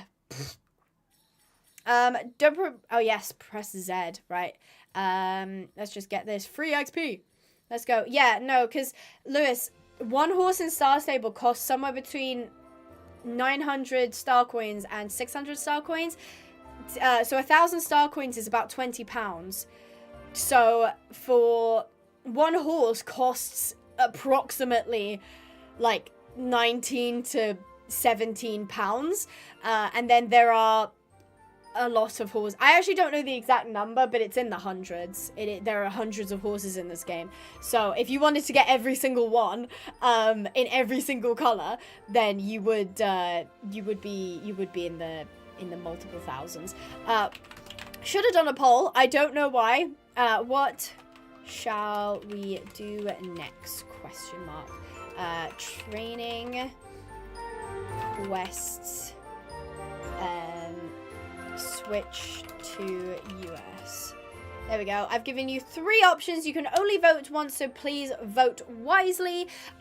Whichever wins, we will do the next. I mean, it depends on how you buy your star coins. If you buy them in bulk, 10k on a double star coin weekend is significantly cheaper in the long run than small amounts in frequent intervals. That is true, but that's kind of the play. Because it's like, then you're thinking, well, you know, when the double star coins come around, you're like, oh, well, if I buy the double star coins now, then that means I won't have to buy, like, little amounts. But, like, realistically, who's buying little amounts? We're all buying 10k star coins on double star coin weekends. So that's money we probably wouldn't have spent on star coins anyway, but we think we're getting a good deal on them. And that 10k might last you, like 6 months, maybe, if you're like not frivolous, if you're frugal with it. But then after those 6 months, there'll be another one, and you'll be like, well, I don't have any star coins now, so I might as well buy it. And then that's how it, like, gets you in the loop, because it feels like, oh, this is a great deal, I need to get it. And then you buy it when you wouldn't necessarily. I did the calculations for 10k on double star coin weekends versus 1k on double star coin weekend, and for the 10k, you almost, like, get 3 times the amount. Yeah, I mean, but that's the thing, is, like, star coins actually don't have a real world value, in the sense of, like, Star Stable can infinitely make star coins, and because there's no in-game trading, it means they don't have a true in-game, like, value. It's just the money that we're putting into the game. and you can't obviously trade star coins back out for money. So yeah, we could say, oh, you'd get more value for money, but there's actually no value there whatsoever. It's just you're getting in-game tokens. So yeah, if you're going to buy star coins anyway, yeah, absolutely get them on the double star coin weekend. But I think a lot of people get drawn into the fact of like, I don't need star coins, I don't necessarily want star coins, I don't necessarily play the game, but then they see the double star coin weekend and they're like, oh, well, that'll stop me from buying star coins in the future, even if you weren't going to buy them anyway. If you get what I mean. If you're vibing with my jam. You can train on the US servers. Unfortunately, that has not won the poll. The 59% did choose for general training, which we will do. So yes. When is Rival Stars VR coming out? I think it's Q1 of 2025, I think. Please don't quote me on that. I actually don't know. But from what I know, you can wishlist it soon. Maybe you can already wishlist it. I actually don't know. I'm actually not well versed in that. It is coming out at some point in 2025, which is cool. Also, people have FOMO. That is a brilliant point that you just made, Spark. People do get FOMO. All right, we're going to start all the way back at Jorvik Stables. I'll wait for a second because I know there's a slight stream delay. I'll wait for a second there round by the races. So if you do want to come training with us, you have a little bit of time to grab a horse if you want to do the races with a horse that you haven't trained. Or you can just come along for the ride. Either way, I'm not bothered as long as you're having a nice time. Beginning of 2025. Yeah, that's what I thought as well. Yeah. Abby, we will be all over Rival Stars VR. I just pray I won't get motion sickness. Yeah, I mean, I don't get motion sickness a lot. So when I played it, I didn't have any issues. It was very, like, physically demanding as well, which was really interesting. So I can't say that I don't think you will, but obviously they're going to have their own team testing this stuff. And they're going to obviously put an implementation to try and prevent that. But obviously everybody's motion sickness is slightly different. So it won't be 100% on whether or not you'll be able to avoid getting motion sickness on it. But it's going to be really good, I think. I'm not sure how much content I'll be able to make on it just because I kind of need like a VR space and like camera setups and stuff, which isn't a million miles away from impossible. But it's not a million miles away from possible. Yeah, that's not impossible. It's not a million miles away from possible, but it also means it's just more stuff that I've got to kind of set up and do, and space that I've got to take up. And if you don't know, I currently own a lot of Brea horses, so they take up a lot of space, which is awesome. We love it. Still going to buy. Yeah, it's only $20. I was expecting it to be way more, to be honest, and I'm kind of like, I kind of feel like it should be more. I don't know, like. I'm like, $20 for a VR game is quite low, but maybe it's going for a low barrier of entry to maybe entice people to think, well, if it's only $20, I might as well get a VR headset to be able to get it. Maybe, I don't know what the dealio is there, but honestly, I can't complain. Like, as much as I'm like, oh, I personally would pay more for it, but I'm also not going to complain about a $20 VR game, especially a $20 horse VR game made by the same people who made Rival Stars. So, if you pre-order it, you can get a discount. Yes, you can. I'm not a massive fan of pre-ordering. I think in the case of Rival Stars, I might probably pre-order, but on other games especially, I'm not a fan of pre-ordering because I don't know what the product is going to be. And so it's kind of like, you don't know if the game's actually going to be any good. So I know the XP is so low. I could have sworn they used to be higher, but they're obviously trying to like drag out gameplay. Because obviously if you train the horses too quickly, your allowance doesn't allow you to get, well, I guess that's kind of the point, is if you can train your horses quickly, then you run out of horses to train. Then you want to buy horses to have gameplay, and so if you can't get a horse, you would be more likely to buy star coins. That's kind of the loop that they've sort of created there. But not me. I'm way too lazy to train my horses, so I always have horses that need training. It's because the races are repeatable. Yeah, that's true. Yeah, I'm not a fan of pre-order, but I almost despise early access. So really, Sandy's gone for a completely different stance and said, early access, I stand behind those since they're still alright games. They will be more expensive when completed. Me personally, I have been burnt so many times on early access games where they're like, I mean, I'm gonna have to say it, I'm sorry. Hi, Star Stable Line United, it's lovely to see you. I hope you're doing well. We were just talking about early access games. I'm gonna have to say it. Astride is an early access game, and it's been in early access for almost a year now-ish, and it is pretty much the same as when we first got it. I think in general I've just been really disappointed with Astride. I think that they've just managed it really badly, and it's, again, I have a lot of thoughts on Astride. I'm not going to go into all of them because I think some of them are just are unfortunate facts of what happened, and I think that it actually goes deeper into horse games themselves. The way I'm gonna put it in short is, because there was this drought of horse games, that there were companies coming along giving us bad horse games, giving us half done horse games that weren't good, they didn't have good gameplay, stuff like that, and then we realized, wait, these games are bad, and then a lot of people thought, well, I can make a game, and I completely support that. However, I think a lot of, in some cases, people went a little bit farther than they really could in their own skill level, and promised a lot, and sort of, you know, had a lot of ideas, and they wanted these big flashy graphics, and they wanted, you know, hyper realism. Why am I doing this race again? This race is so boring. Stop. And then when they actually start, you know, they get funding for the game, and they get Patreons and Ko-Fi supporters, and then when they actually start making the game, they realize, oh my god, this is so much harder, and then the people who paid for the game are like, well, this isn't what you promised, this isn't the best horse game, or, you know, it wasn't going to raise the bar of horse games like you promised, and then the devs are like, well, that's not possible, and then the community's like, well, you said it was, and then you get this butting of heads of, like, people who feel like they got duped, and the devs shooting too high without realizing it based on their own naivety. Again, this comes from a good place, I'm sure, and then you end up with people then not trusting horse games, which is why I don't like early access horse games. Especially, I'm gonna mention this because, like, for example, Unbridled has been updating its game, like every couple of months they put out an update, but for me, update videos don't do well. Or at least they don't do that well, whereas the official first look at a new horse game does do really well.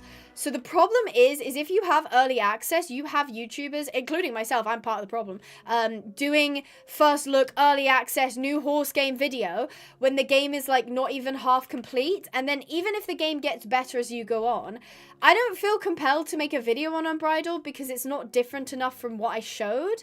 And they're also planning to add more. So I'm like, well, I might as well wait to make another video on it when I have almost a whole new game to show, if that sort of makes sense. So it's almost like we have a lot of teething problems to do in the horse game world, which it isn't a bad thing. And I'm not saying, oh God, you know, horse games are the worst and yada yada, but it's just one of those things where it's like, yeah, we're gonna have to learn how to do these things, and we're gonna have to learn both as like creators in terms of, like, creating content, creating games, creating you know, media in general, how to go about this more delicately, but as well as a community, how to recognize things that maybe we're a little bit biased towards in that, like, we are very biased towards the way a game looks, and if it looks realistic, we're more likely to play it, and so devs focus on realism over gameplay, and then we get into the gameplay, and it's really boring, and so we only play the game for, you know, half an hour before we're like, okay, this isn't very good, and then the devs feel cheated, and they're like, but everybody wanted realistic graphics. But in reality, it's a really fine balance, which is why you should hire me as a game consultant, because I know how to achieve that balance based on your budget, on your experience, and on the type of market that you wish to attempt to appeal to. So, not that there's probably anyone in the chat currently making a game that needs a game consultant, but there you go. I've said it anyway. There's my self-promo, and if you'd like to find out more, you can go to abigailpinehaven.com. .com. I think the problem with that though is finding the balance between advertising your game enough for people to actually be excited and happy with what happens. Yeah, I think there are a couple of companies that come to mind that are very, very good at advertising the game and mediocre at producing it. So they were very, very good at selling us an idea and sort of had stuff that they said they were going to have. And so the hype was there, but the product wasn't. In the same way that for some games, the hype wasn't there, but the product is really good. Now, those are very few and far between, but, you know, it happens. It does happen. And I would say, like, in general as well, like, a game has to look good for, like, content as well, in terms of, like, the videos, the live streams, stuff like that. Like, that's free marketing. People don't realize, like, YouTubers are free marketing when they're playing your game. Even if, like, even if I'm sitting here and I'm, like, criticizing your game, you're still talking about the game. You're still generating buzz around it. You're still putting it in people's minds. It's free marketing. So if you make a game that doesn't appeal to that, like, for example, pixel games, 2D games, clicker games, those don't work very well on videos, so they tend not to be covered too much. The way everybody shouted EGG, that's so funny. I'm not gonna confirm nor deny. But yeah. Yeah. So so there is a really difficult balance to get, especially if you're an indie dev, you know. There's so much to learn, there's so much effort and stuff that it's just, there's a lot to have to do as an indie game dev, and that's why I hold companies to a slightly higher standard of, like, if you have gone to the length to create a company and have this whole team, if you don't have the experience, okay, but I have to hold you accountable as a company. I'm not going to hold you accountable in the same way I hold, like, for example, an indie dev who got a little bit too ambitious and, you know, found themselves, you know, not able to deliver. That's a little bit more understanding, because it's like, okay, you were just a person who had big dreams for this game. Whereas companies, it's like, you actually sat down and, you know, crunch the numbers, and you did the boardroom meetings, and you did all the bits of that, and at no point did you think, ooh, maybe we're biting off a little bit more than we could chew, because you didn't get a game consultant. So, a shameless plug. You didn't hire me to tell you that you were doing too much. Calm down. Playing games, judging them, giving feedback is easier than actually sitting down and making it. Absolutely. Absolutely. That is a great way to put that. Because that's the thing, the pipeline of that is that you might be able to say, okay, well, this game doesn't do well, and I can see where that goes wrong, and yada, yada, yada. But when you actually go to make, because I think a lot of these devs go in wanting to make their dream game, all the more power to you. I absolutely love that. Make a project that you're going to love, but then their dream game is way bigger scope than people realize. Is like, even, look, as much as I sit here and I criticize this game's scope is untouchable. Okay, it is untouchable to a studio that isn't of one, decent size, or two, decent, like, experience. Because you might be like, oh yeah, I want an MMO where you can, you know, ride around on horses and there are quests and stuff. Like, basically you want a better SSO, if you will. Like, as much as I sit here and criticize it, like, the scope of this game is crazy. Like, the servers, the you know, the XP mechanics, the economy, the sheer amount of quests, the locations, the character designs. Like, there's so much that goes into it. And yeah, I can sit here and see that there's a lot wrong with it. But at the same time, I'm fully aware that it would kind of take a miracle for another company. Well, I say take a miracle. One day it will happen, in that one day I hope a AAA studio will acknowledge how much potential there is in horse games. And if they do, I hope that they ask for my help. Okay, I'm done. And, you know, be able to make a game that we can all be like, wow, this is good. But until that happens, I think there's too many new game companies coming on and being like, yeah, we'll be better than them. We'll do better. Because we know we are horse people. That is my number one thing. Is like, just because you're a horse person does not qualify you to make a game. Just because you know the ins and outs of horse anatomy and how to take care of horses does not mean you are qualified to make a game. What do you think about Tour being in early access? I think Tour is one of the few games that I will defend being in early access. If anything, I would like to complain about the fact that Tales of Ravine does not cost money. That might sound completely backwards, right? I'm like, why would you want a free game to not be free? I think that the amount of work that dev has... I mean, to be fair, according to certain reports, the game dev has earned a lot of money. But I think we should get into the habit of paying for games. I think we should get into the habit of paying for good games. And I think at the minute we kind of have it backwards of like, Tales of Ravine is a game that I use a lot in comparison with other things, of saying this is a game that is the standard. So it's a free game. But then you have games that you pay for that aren't up to that standard, so it's sort of backwards. It should be the other way around. But I think Tales of Ravine is incredible. My one criticism I think of the game would be that the dev is really bad at communication. And I am fully aware that it is one dev. She has her own personal life and stuff. But with a game this big, of like this many people interested in it, it is really important to keep communication. Even if it's just to say, I don't have anything. I'm not going to update the game for the next 6 months. I'm going to take a break.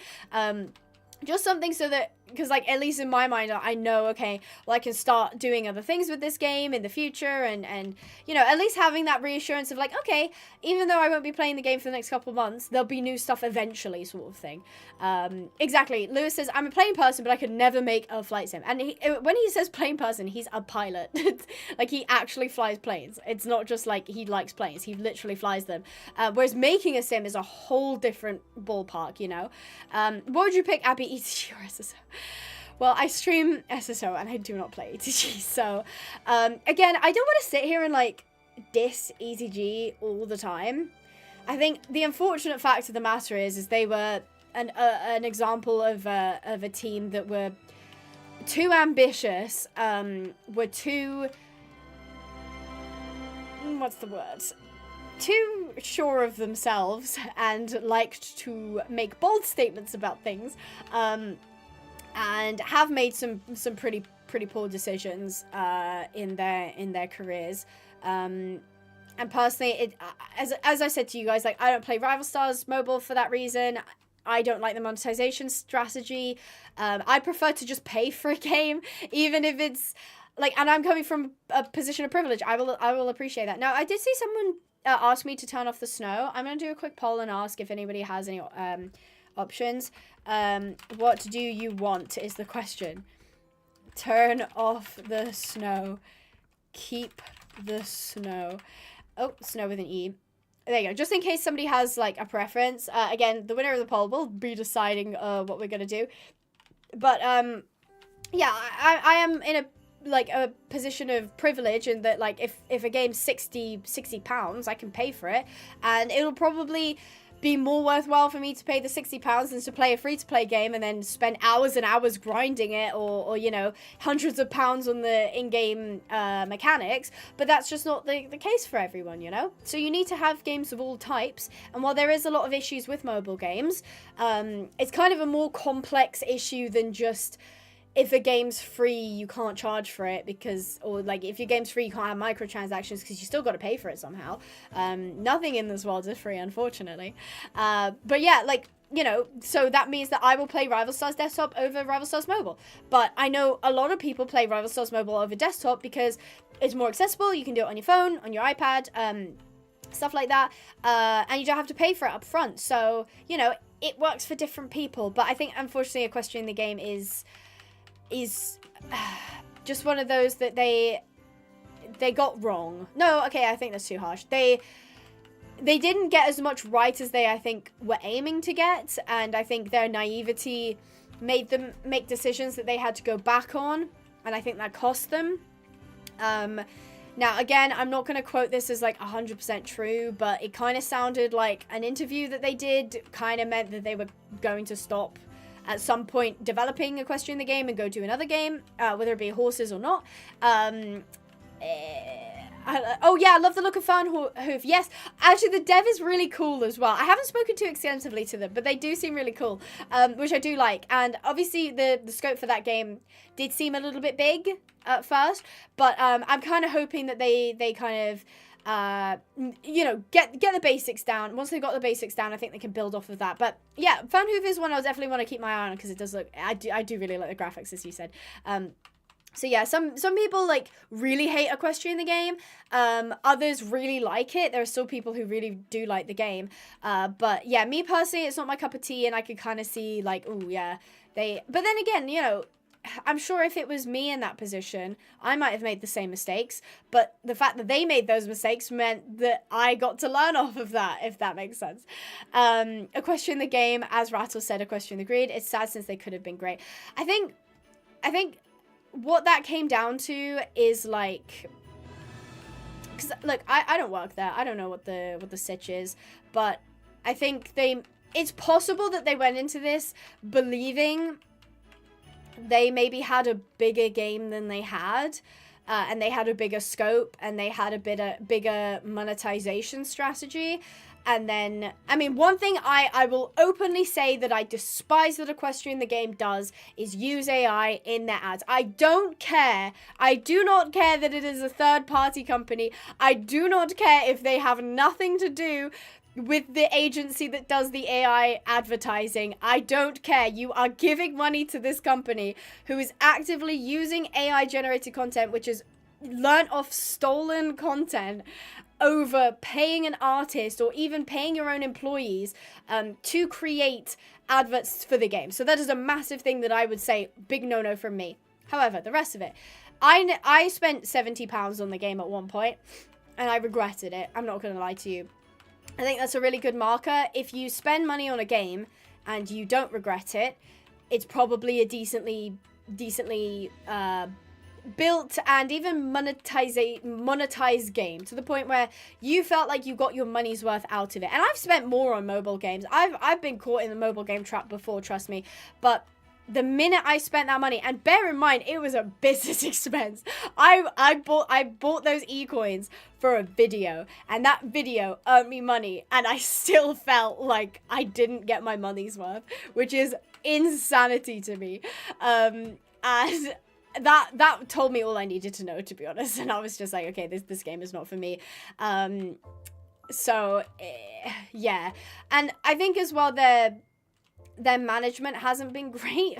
Like they've made some fumbles in terms of community management, and I get like protecting your peace and protecting yourself, and people can be way too aggressive. Why is that coming up on my map? What is down there?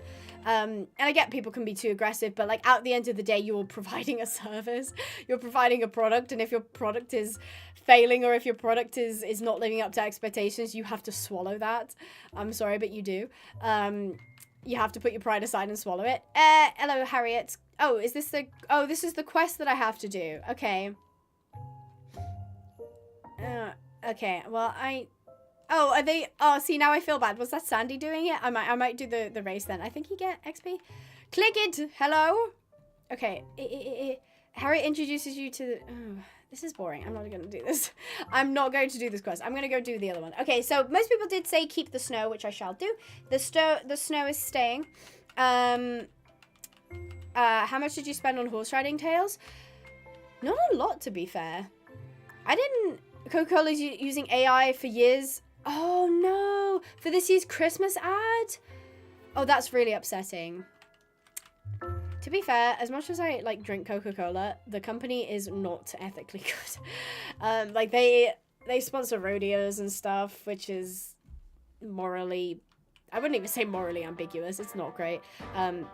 So yeah, this is the thing, is like companies don't care about, most, especially conglomerates, don't really care about ethics. They're just trying to, you know, increase profit margins. So if even in the same way of like, well, I wasn't ever gonna watch the Christmas Coca-Cola unless of course I watched it and that it got like pitched to me. The fact that they used AI got people talking about it, and you just told me about it, so I know about it now, and now Coca-Cola's in my mind. that was free advertising that you just gave them. So do they really care? You know, even though we can say morally that's not great because they, you know, AI is learned off stolen, you know, stolen content, and you should be paying real people to do this job. But it most likely put them on the map again. Not that Coca-Cola were ever not on the map, but it's just, you know, all publicity is good publicity, whether or not you're, it's good or bad. So, you know, it is upsetting. Yeah, exactly. There was no need for AI, but unfortunately it is one of those things. I was actually at the Game Awards. I wasn't at the Game Awards, those were in LA, but I was watching the Game Awards at a YouTube event, and one of the games on there was this cat MMO. AI. I don't exactly know to what extent, but the trailer looked completely AI generated. The characters look AI generated. It just looked really bad. And this was at the Game Awards announcement. And it was like, there was no reason for this rubbish to be on there.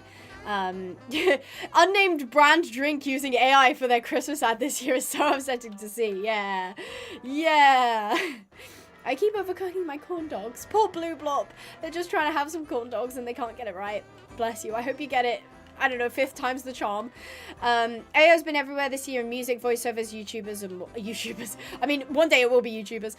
It is true. Like, this is the thing, is like, AI's not going to go away.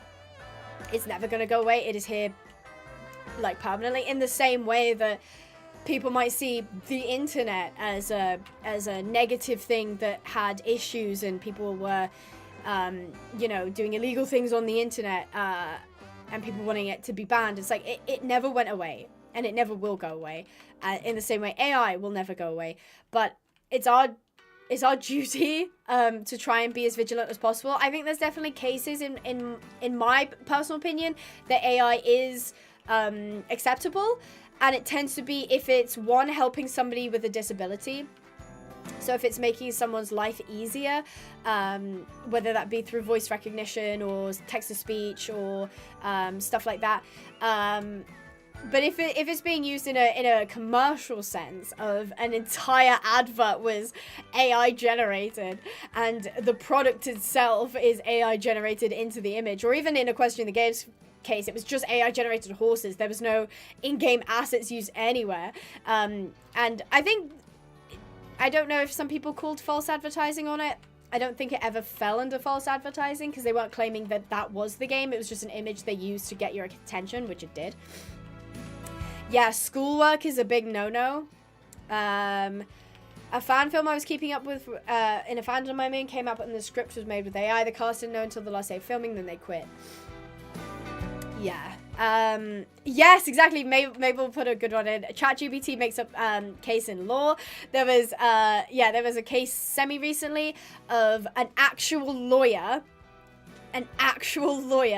using AI, so like ChatGPT or a language model, to research like case studies of cases, and the AI made up a case. And again, this isn't like, oh, the AI is trying to, like, you know, be mean to us and like lie to us. It's like the AI is a predictive model. It's literally making it up as it goes along. It's not searching for facts, it's just making things up. And the lawyer went to an actual court and submitted this case study, and when the judge asked them to present to it, they had to essentially turn around and be like, it doesn't exist, which is crazy. That is insane. And not to mention, I live sort of near to Edinburgh, and in Edinburgh, because obviously it's the capital of Scotland, they have a lot of like tourist shops. So it's a lot of stuff with like Highland cows and keychains of like Scottish things. And I started like seeing a lot of AI generated images on these postcards, on these keychains, on these like little trinkets things. And I'm not saying that originally whoever the artist was getting any sort of commission from these like tourist shops, because they tend to be stolen art anyway.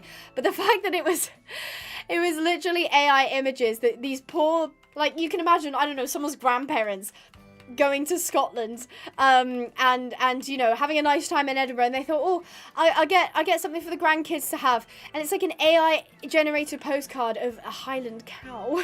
And it's just like, why are we doing that? You know, it's taking the humanity out of everything. It's so incredibly sad. That's so crazy. I know, genuinely. It is kind of nuts. Oh, I see Producer H. Hello. Hi. Sorry, I missed you. I was busy yapping. You know me. Always a yapping. I am AI. You are right, Elle. Beside how immoral AI is at the moment, I think AI art is just not great anyway. It feels so unintentional, shallow, and uninspired. That's a great way to put it. It truly is. It's because, like, the AI itself can't have emotions, okay? It cannot be passionate about the thing it's creating. It is literally taking the prompt and creating a predictive image of what it thinks you want, or what it thinks that the prompt is trying to create. And so when the AI comes out with this image, it's not going to have any love, any details, any finesse to it. It's just going to be what the artificial intelligence tried to create. This is the thing, as I think people demonize AI itself. AI just means artificial intelligence. AI is used in NPCs in, like, Skyrim, for instance. AI is, you know, I mean, I can't think of another example, but, like, it is used to essentially have robots, or have a computer simulate intelligence and artificial intelligence. But AI generation of, like, works of art is so incredibly sad. It's like, you know, when somebody writes a poem, they wrote a poem because they felt strongly about it, and because they have a message they want to portray, and because they have this beautiful artistic vision that they want to portray to the world. If you AI generate a poem, it's just trying to like tick the boxes. There's nothing beautiful about it. There's nothing really human about it. And I think that's the scariest thing, especially when AI is being used to sell things to us. It's like, oh wow, we are just consumers. We are just being sold to. Okay, cool. Alexa is the funniest form of AI. Sometimes I love her. She's so dumb. She gets something wrong and it's just like, where's the intelligence in your AI? That's the thing, is AI can only do as much as we have programmed it to do.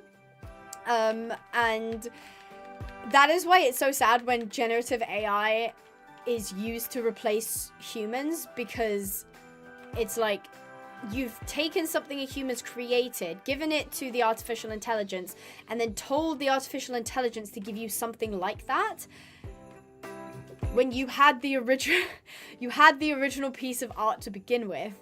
And it's this mass commercialization of what should be a very human, very real, very personal and almost intimate process of writing, of creating art, of editing, of you know, creation. But instead we've handed it to like AI, and then just basically been like, oh, I can make a bunch of money.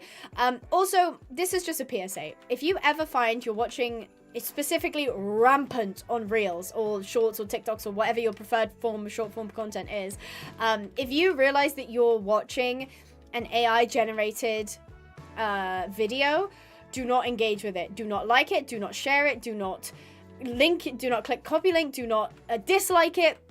Don't comment, you know, you're angry at it.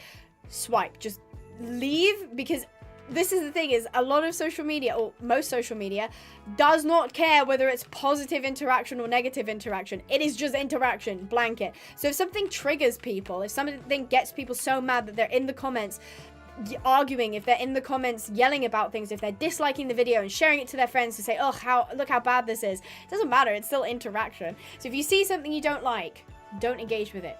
Scroll away, move on.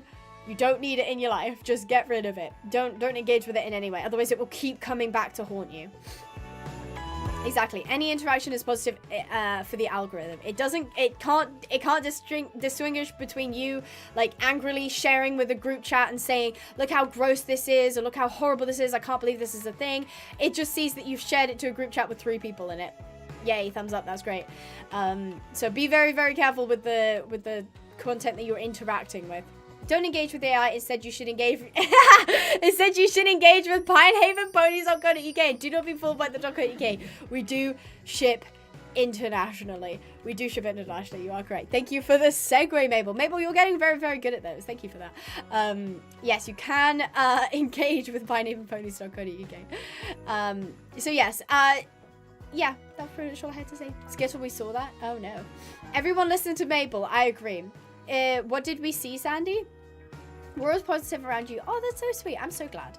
I'm so glad. I think there definitely is like a balance between like toxic positivity, which I have heard select game studios are particularly bad for. Not going to name any names. But there is a balance between like trying to see the good in things and trying to shut people up when they have constructive criticism. Especially when it's about a product that they're paying for.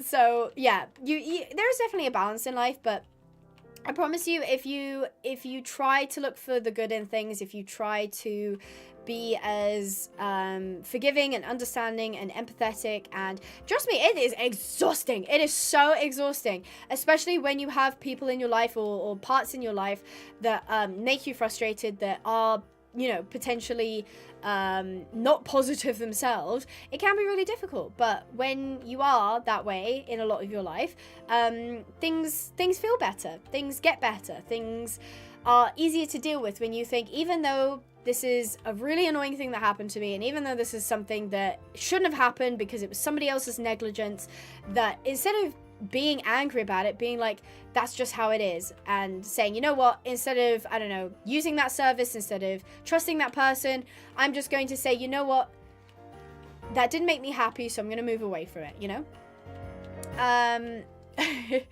I mean, now you want to sad there's no big steppies in this game? Tell me about it. They just run straight through the snow. No big steppies, which is so incredibly sad. No big steppies, no canter bouncies. I can't remember what we ended up calling the canter one, but no big steppies in this game. I do think the snow was a really nice addition, especially the fact that you can carve through the snow. That's really interesting. But it's just unfortunate because this is like violent blue tint on the game, which is not great. I heard some people like complaining about it specifically because it hurts their eyes. So, oh my gosh, just another Pixels here. Hi, it's Cass. Hello. Well, what is this game? That is a great question. I don't know if you've ever played it before, but I have a question for you, Cass. And it's really, because as soon as I saw it, I was like, I need to ask Cass if she's had this update. Did you look in the wardrobe? Did you look in the wardrobe, Cass? Because you had no wardrobe space before. Is it better? Is it worse? I want to hear your opinions. Sky WQ! Exclamation point! Quid! Exclamation point! Thank you for the $5. Oh my god, hi! Love you been so much. You're definitely one of the best content creator. I hope you enjoy. Thank you ever so much for your support. That is so, so sweet. I really, really do appreciate that. Let me say thank you in the chat. Thank you. Thank you so much. That is so sweet. I have the blue filter off. I hate it. How do you take the blue filter off? I haven't in-game, but I have seen it. See that? Did you organize your wardrobe just out of curiosity? Because if you did, no, you didn't. So you didn't anymore. Yes, thank you so much, Sky, for the very generous support of 5 whole dollarinos. Thank you ever so much. I hope you're having a fabulous time. We're just complaining about games, which is pretty much all of my content streams at this point. It's all of my streams on Star Stable. We're always complaining about things, which is a good thing, you know? Sometimes you need to just, oh, are they doing dressage? That's so cool. You know, the dressage community is like one of my favorite things in Star Stable. I think the stuff they do is absolutely awesome. And there's a reason I didn't immediately log on when I saw it. It just, if you don't know, Cass, aka Just Another Pixel, before the wardrobe update, had a full wardrobe. And I don't mean it was just like, there was like, I don't know, a full pets page or something. I mean every single page of her wardrobe was full. There was no room in it. None. And as soon as I saw this update, I was like, oh, that's perfect. Cass has been asking for an updated wardrobe for ages. And then I actually saw the update. And my trousers ended up in with my hats. And my saddle pads are in with the bridles. And I haven't touched it. I can't touch it. I can't do it. I don't know how you organize yours before, but I had like a really weird organization thing where I put like types together. At one point I did colors, but then that was like, it got unmanageable. But, oh, look at the pony. It's so cute. Oh, it's Flickers. Hi, Flickers. How did you manage to strike a pose like that? Your pony's so cute. I love it. But yeah, as soon as I saw it, I was like, no, no, no. There's dressage thing at Jorvik, Abby. You should check it out. Oh, the gameplay dressage. Different to the dressage community. Very different to the dressage community. I personally get so like annoyed at the dressage. You know why? Because the rest of this game is all at the same pace, right? Where am I going?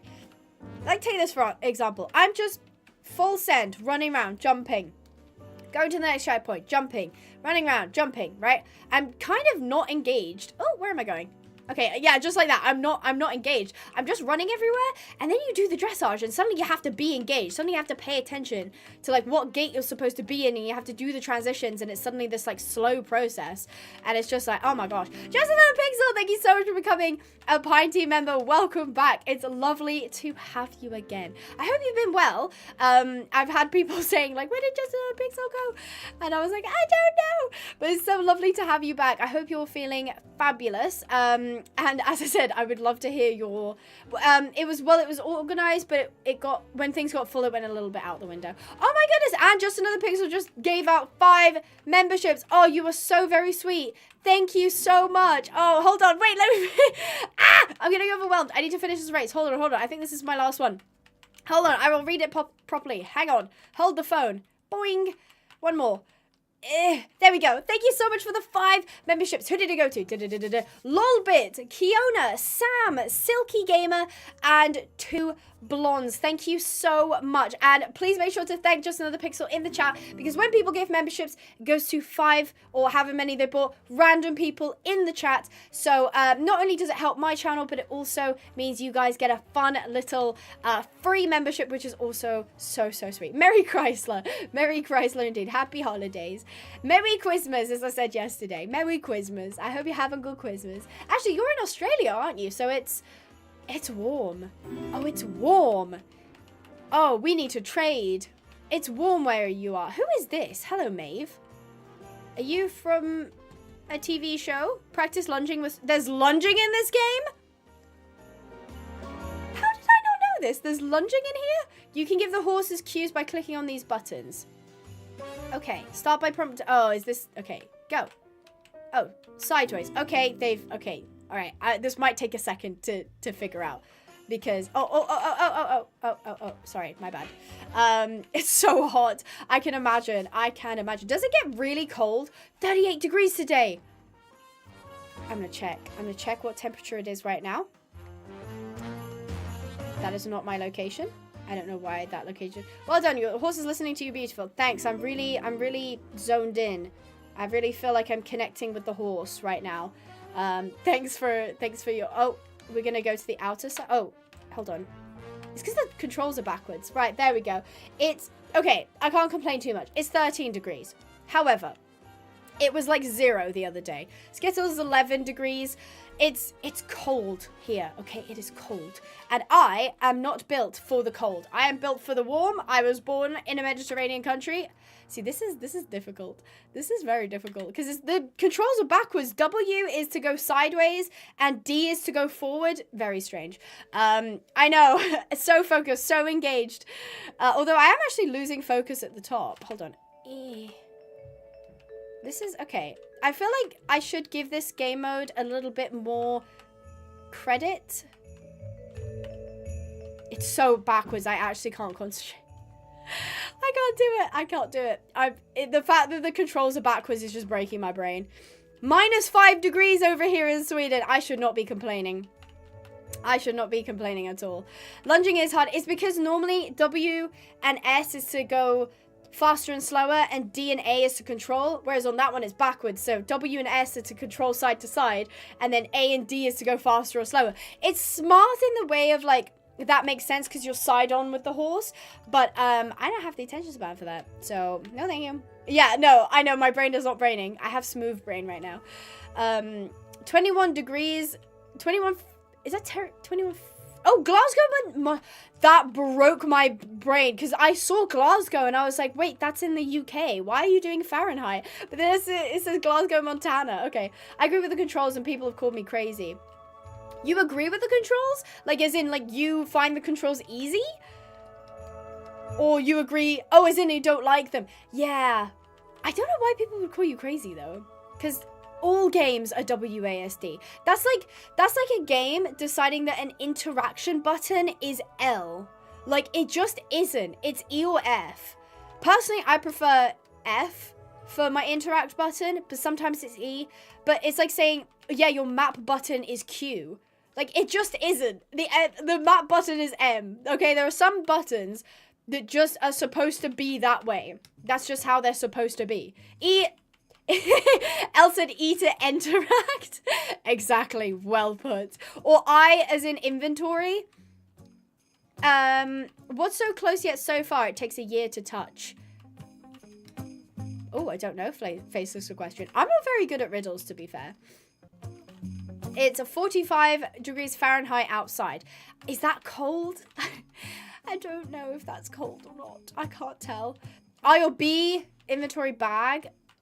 Yeah, I'm gonna let you slide on the B because I feel like that one's a bit. Actually, what is B inside? Oh, B is also backpack. That's why. Yeah, B is for backpack. January and December.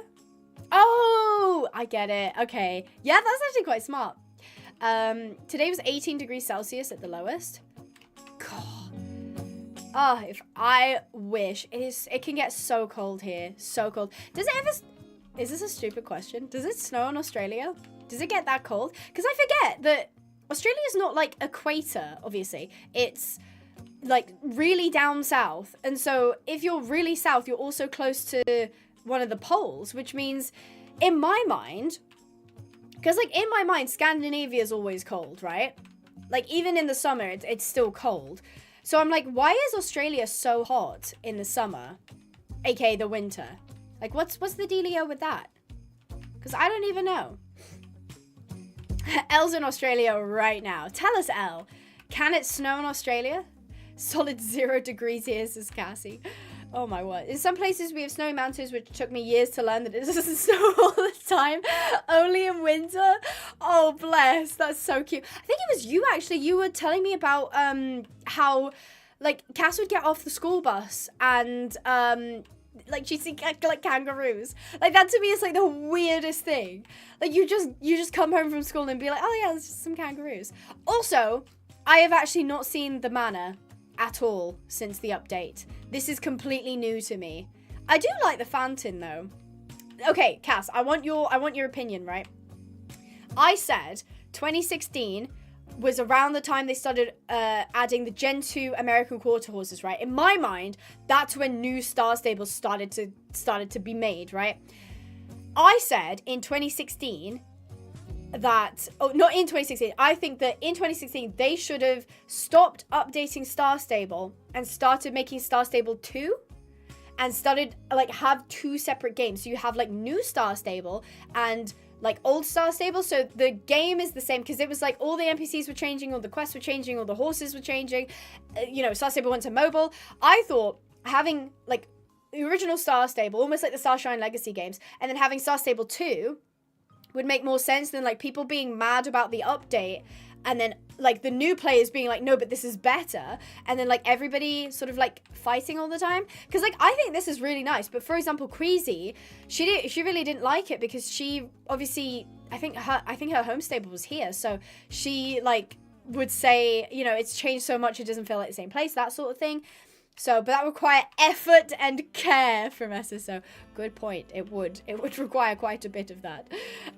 We're in the movie Frozen. No, that's very true. I like the Auroras, though. The Aurora... Oh, it's a plane! Lewis, what type of plane is that? It's a prop plane. I don't know what type it is. It's probably too far away for you to see, but... Dork, tell me right now.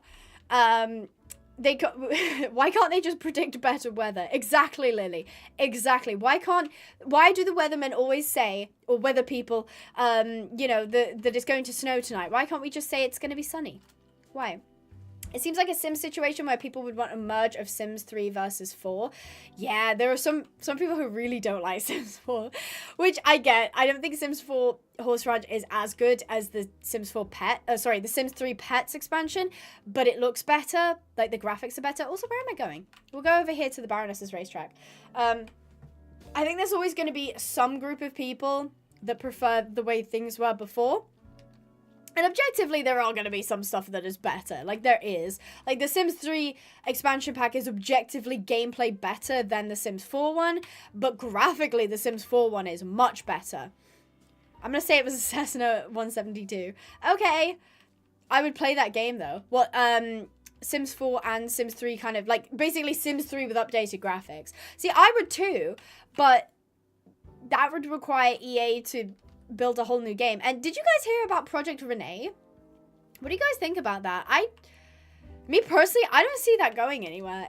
It's just, it doesn't seem to have much of a draw for me. I think, obviously, I don't know if this is just me, but like, obviously I play games for the horses. So like a life sim where you can't, it doesn't really support horses doesn't have any appeal to me because it's not a life sim at that point. It's just not a life sim, it's a boring simulator. No, but like normal life sims don't really, I don't know, draw me in. Like I'm not really interested in them. So I don't know. Project Renee to me, it just isn't that like enticing. I would have preferred The Sims 5, but then at the same time, you just know that the packs would be so expensive and there would probably be even like smaller scope and stuff like that. Horses aren't creepy, but the Sims 4 ones are. Really? I quite like the Sims 4 horses. Like the models in that are quite nice. They have a lot of personality to them as well. The Sims 4 horses are chonk. They can be. They definitely can be chonk. What Project Renee? So Project Renee is essentially, please correct me if I'm wrong, but it's essentially like, it's meant to be the next Sims game. So it's not Sims 5, but it's meant to be the next iteration of Sims games that are online and cross-play. So like a mobile user can play online with a PC player kind of thing. And it's supposed to be sort of like, from what I can tell, it's going to be like microtransaction-y. It's going to be like, you have an apartment and you decorate the apartment if you have the moolah kind of thing. It's like meh. Flicker says, I do agree with you, but then again, it would be really expensive to make another one basically from the ground up, supporting 2 games. That would have been lovely to have Switch engines, but I don't know. Absolutely. There is, obviously, it's easy for me to sit here and say, like, oh yeah, this would have worked in Star Stable 2. But I'm also aware of the fact that, as I said before, there are people with actual wages or like relying on this game, you know. There's a lot of logistics that go into it, you know, as Flicker says, building from the ground up, especially if they were to use a new engine. I don't think porting assets and stuff is easy when you have different game engines. But then at the same time, I'm like, Star Stable desperately needs a new engine, like desperately. They will keep running into barriers if they don't update the engine at some point. So it's sort of like, ooh, you know, ooh. We'll have to see. Off topic, but you turn the blue filter off by dismount and you press it. I'm gonna do it. Oh. Wait, it's only, oh, that's ridiculous. Wait, so it's only when you're in live mode. When you're in photo mode, you get this clear, gorgeous snow. And then when you go back into live mode, it's like this grainy... Oh my god, that's ridiculous. Why is that a thing? Why did they fix that? This is why you don't do weekly updates. Otherwise it'll be broken. It will be broken. Oh, I love how the rabbits are like leaving trails in the snow though. That's actually really cute. I love how I can go from like 1 minute complaining about something and then it's being like, oh no, actually that is kind of cool. I do like that. It's dumb. I know. When you get off, when you are just, wait, hold on. Unit's yelling and it's distracting me. When you are just getting off, when you're just getting off the saddle, press O. See, I did that. I don't think I fixed it though. I don't think that fixed it. So I am just in the middle of a race dismounting. Okay, yeah, I don't know if I'm doing something wrong, but they're working for a way to turn off the blue filter though. Yeah, but it's like, the blue filter was a problem last year as well. Like, why was there no, hey guys, when we do the snow update this year, that should be fixed. It makes me concerned about like crunch times and like things being shortcutted just to hit deadlines, which I get. You know, I'm not gonna sit here and be like, oh yeah, why do they have deadlines and blah blah blah blah blah. Like, I get it, they're a company, they gotta make their profits, they gotta make their content, they gotta do what they gotta do. I get that. But at what point do you start to have to say, okay, maybe the model that we're currently running the game at is not a sustainable model? At what point do we have to admit that to ourselves? Because in the same way that, you know, a game that hadn't been updated from 2011 won't have properly survived, or most likely won't have survived. It's the same way that weekly updates surely isn't sustainable, right? The snow's been blue forever. Every year I'm disappointed. I made it known. I love that. Honestly, never stop, because honestly, I think the minute we start getting too, like, I kind of touched on it a little bit of, like, toxic positivity of, like, everything's fine! Guys, isn't everything so fine right now? Everything's so fine. That's when we start losing a little bit of, like, reality of being able to say, look, even if this is your all-time favorite game, and it was mine at one point, you know? It really was. But you're allowed to say this is my favorite game and I have criticisms. You know, I think that it's completely fine, but it can be a bit frustrating when you have a really valid criticism, like, hey, the snow's really ugly, or like, that is a really weird blue filter to have on something that clearly, when you go into photo mode, it's gorgeous, it's so clear, it's stunning, and then when you go back into live mode, it's like this weird, like, crusty look. It's like, that is a valid criticism. Like, why isn't that being corrected? I don't know what's the dealio with that. I missed the SSO 2016 snow color. It was so charming. It was so crunchy, but it was so charming. I know everybody was in uproar when the snow was removed, when they were like, oh no, we'll have the Christmas village instead of the snow. So yeah, again, they are making progress. I'm not going to sit here and say like, oh, Star Stable is bad and the worst game, because it isn't. But yeah, there's definitely some major things wrong with it. I think they could do a lot more in terms of like gameplay, in terms of, you know, because the problem is, right, when you build your model off of weekly updates, you are going to have bugs, and those bugs, whether game breaking or small, are more likely to go under the radar. And then if you build your game from that point on those bugs, they become you end up with like spaghetti code, and you end up with like stuff that you literally can't fix because it's literally the foundation of the game, if that makes sense. I think even the Winter Village has always been blue. It's weird though, the Winter Village doesn't look as bad. I don't know what it is. The Winter Village looks okay compared to the live game.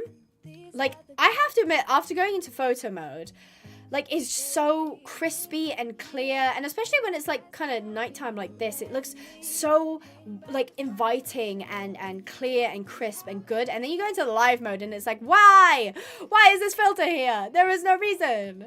But yeah, it is something weird. There is something about the Christmas village that the blue is there, but it doesn't look as bad. Oh, hello. It doesn't look as bad as in the main game.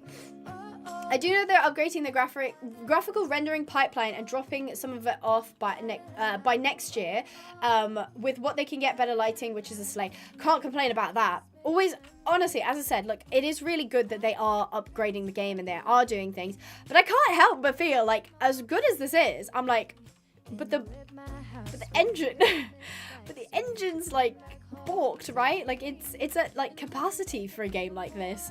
And by the way, if you didn't know, the engine is one they made. It's not like Unity or Unreal Engine 5 or anything. It is an engine they custom built for the game that was made in 2011. So, woo. I just still don't like the Winter Village lighting. I'm gonna go have a look. I was looking for a sleigh. So this, to me, this is, I think, like, bottom tier. The live game is how it looks, bottom tier. The photo mode, for me, top tier. I love how clear it looks. But I wanted to, I mean, now that you've said it, now that Kaz has said it, can I change the time of day? It looks dark. Yeah, I don't know. There's something, I mean, it is very blue. Cass is right, it is very blue. But then at the same time, it's clearer than the main game. Everything in the Christmas Village is blue, though. I think that might have been a style choice. I feel like there might have been a style I like the auroras, though. The auroras look really nice.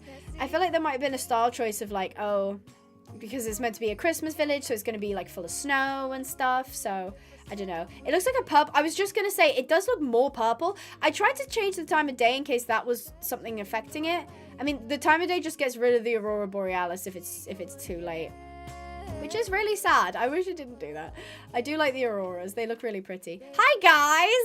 Everybody's come to have a look at the sky with me. I think it's because it has more contrast. In the live game, the dark colors are slightly lightened and have a blue tint. That's an interesting point. I hadn't noticed that. I think you might be right.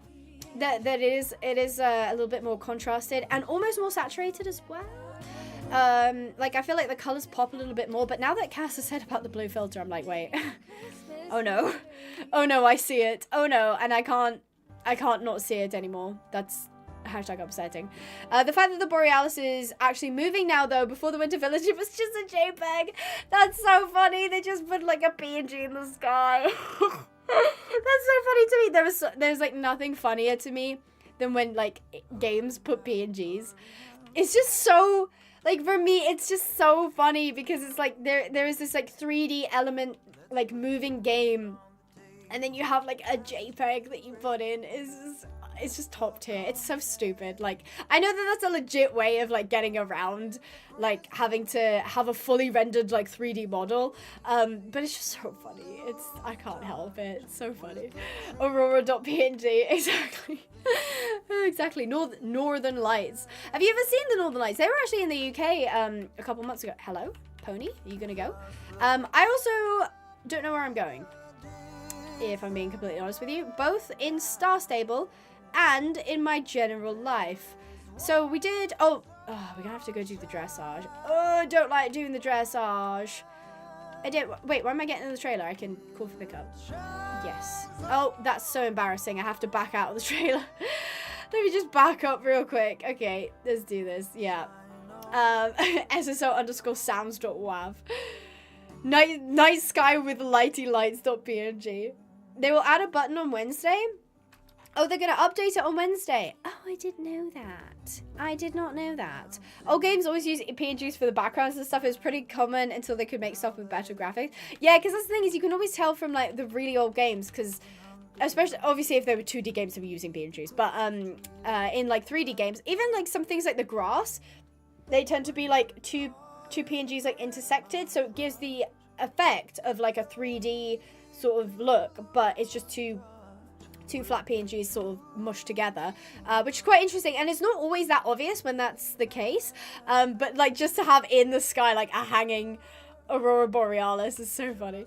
Cutscene.mov. It's honestly kind of interesting why they decided to make a homemade engine, because coding a custom engine is really expensive unless there wasn't any good ones at the time. Oh, I'm not paying attention. I'm supposed to be trotting.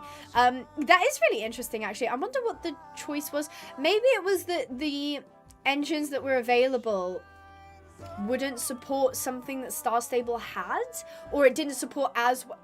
You're so mean. I'm gonna do it. Stop yelling at me. Yeah, maybe it wasn't going to support something that they wanted, like Unity dots not properly supporting animations. Whoever made that decision might need to rethink that decision. Oh, did you just disqualify me? Am I supposed to go across? The dressage is so confusing. Okay, okay, but have you seen the new manor? I did have a quick look at it. Can't really see it that well in the snow. I do like the... Oh, I'm supposed to be trotting. Okay, but games which promised stuff back in the day, Star Stable removed nail polish from fingerless gloves. I'm not crazy. Oh my god, Cass, I felt nuts. I felt crazy. I could have sworn Star Stable at some point mentioned nail polish on the fingerless gloves. Oh, what am I supposed to be doing? I'm cantering. Am I just bad at dressage? I don't know. But yeah, I could have sworn they said something about fingerless gloves. And I specifically went and put on fingerless gloves and I couldn't see any nail polish. And I was like, am I crazy? And then I never heard anything about it again. And I was like, okay, I must have dreamt that. Because sometimes I have dreams about games. And I'm like, was that a real thing? But no. I swear they said they were just updating it. And to this day, we don't have nail polish. Oh my god, I remember that too. And I think it was like, it was supposed to be in an update and like they updated it and it like wasn't working or something. And then just Also, I want to go... Okay, Cass, avert your eyes because my wardrobe is going to be really, really bad. But I have something I want to point at and be like, what is this? Because it is something that was added so long ago now. And especially... Okay, you see this, guys? You see how this isn't like the normal home stable or the vanilla home stable? Oh god, this UI. Where would it be? I don't even know. Items? The fact you have to scroll is so weird. Where is it? Oh, what is this? Huh? Piece of furniture. In brackets, for use in the future. Do you know... Oh, why is my horse invisible? I have a ghost horse. The ghost horse is here. What's happened here? Okay, anyway, yeah. When was this added? I want to say, like, 2018? Maybe? Like, there's, like, a paint bucket. There's a sofa. There's this barrel. This random piece of barrel, right? And this was added when the, what's it called? 80s Plaza was added, and the whole quest with the night song? I don't know. But, yeah, everyone was like, oh my god, we're going to get to customize. And now we get to customize the stable. Yeah, but you go... I don't even know where it is. Oh, yeah, you go over here, and you click the thing, and then you just select what you want. you just select what, like, style you want. Oh, that's kind of cute. You, like, select what you want. So you don't actually have, like, items that you can place. So, like, what? What? Huh? The black flingers gloves specifically had the red ones. I remember that. That's so weird. I feel like, yeah, speaking of, like, stuff that they said they were going to add, like, don't get me wrong. I get it, okay? I get that, you know, you say something's going to be added and then end up not being. But I feel like surely you'd have to, like, address it and be like, hey, we know we said we were going to do this, but insert reason here is why we can't. So we most likely, you guys lined up. That's adorable. That's so sweet. But surely you'd want to communicate, like, oh, hey, this isn't happening anymore, right? Like, I don't know. The random barrel is a great side table. I don't know what you're talking about. You know, there's like man cave apartments where they have like one like one mattress and like a barrel as the only table in the room. That's what that was giving. It's like we were gonna end up with like a man cave, like home stable. Maybe they were gonna do player housing. Oh, it's Skittle. Hi, Skittle. Maybe they were gonna do player housing, and that's what that was. Jason says, controversial opinion incoming. I think Rival Stars should add DLC for Shetland racing and breeding. Oh, Shetland racing and breeding. Right, Shetland breeding as well. I think that's a brilliant idea, but from what I know, at least, they're basing all the new breeds off of the current animation cycle, because obviously they mocap like a warm blood / thoroughbred horse, so they have to kind of keep it within those confines. Otherwise, they'd have to pay to get a Shetland mocapped, and then obviously build off of that. So it's a bit. I don't know if they'll do it. I would pay for DLC though. Fine, nail polish isn't important in a horsing game. It isn't, but it's just such a nice touch, you know. Like, it's such a nice little touch to be like, oh, we got fingerless gloves on. Look, we've got nail polish. And it's like, it's so girly pop as well. Like, why wouldn't you want to add that? As like a game that is constantly touting how like feminist and like pro-women it is. It doesn't necessarily actually completely cater to that section. So when will your next live stream be? That's a great question, Sapphire. I am going to take a break from live streaming until the new year. My first stream is scheduled for the 4th of January. So that's when I should be doing the new 100 Days series, which is fabuloso. Oh god, am I doing why have I done that? And then on the Sunday, I have another Star Stable stream planned. I don't know why I've done that, but I have. So yeah, I don't know why they didn't add nail polish. It's actually upsetting. Bye, Sandy. Mwah, love you. Hope you have a lovely. Oh, you're going to yap with Rattle. Tell her I said hello. Have a lovely yap. Try not to get too heated. And yeah, I wish you a very Merry Christmas and a Happy New Year if I don't get to speak to you again. Abby, do you like my penguin? I do. Your penguin is very, oh, it's so cute. It's so baby. I want to squish it. It's adorable. I see there's a Yule goat here as well. It's like nighttime. Can we not? There we go. Oh, that was like a flashbang. Wow, that's bright. Oh, my eyeballs. Okay. 100 series for what game? It is Minecraft. We're going to do another new Minecraft series, and this time I'm not going to pick terrible mods that make my life hell. That is the plan, at least. I shall tell her hi. Thank you very much. Squish it. Squish the little guy. Is there any other races I can do? I didn't do any of the ones in New Hillcrest, but like, ew. Oh, Furgrove. We could go to Starshine Ranch. Let's do those. Club Penguin. Oh, what a throwback. Me and Mabel weren't Club Penguin kids, though. We were Animal Jam kids. That was our game. I don't know why we didn't do Club Penguin. I was actually talking to my dad the other day, and I was saying about how I remember pitching Animal Jam to him on the premise, because there was like the memberships that you had to pay for, and my pitch was like, it's in partnership with Nat Geo, and there's like loads of facts in the game, so I'm going to be learning loads, and then he bought us 3 months worth of Animal Jam membership, and it was really, really cool. Where am I going? Furgrove? No, Starshine's Ranch. And I think maybe I couldn't make that pitch on not Animal Jam, on Club Penguin, because it wasn't based in like learning, it was like just a game. So I don't think I could pitch it quite as well. Animal Jam was educational. Bin Weevils, Moshi Monsters, what a throwback. Those were good games. I don't know. I think we were always free to play on Bin Weevils and Moshi Monsters, but those were great. Those were great games. Used to fish in Club Penguins for hours. Okay, but did you learn anything? No, I did not. No, I did not. I was actually also saying that to my dad the other day as well, of like, I wouldn't bother reading.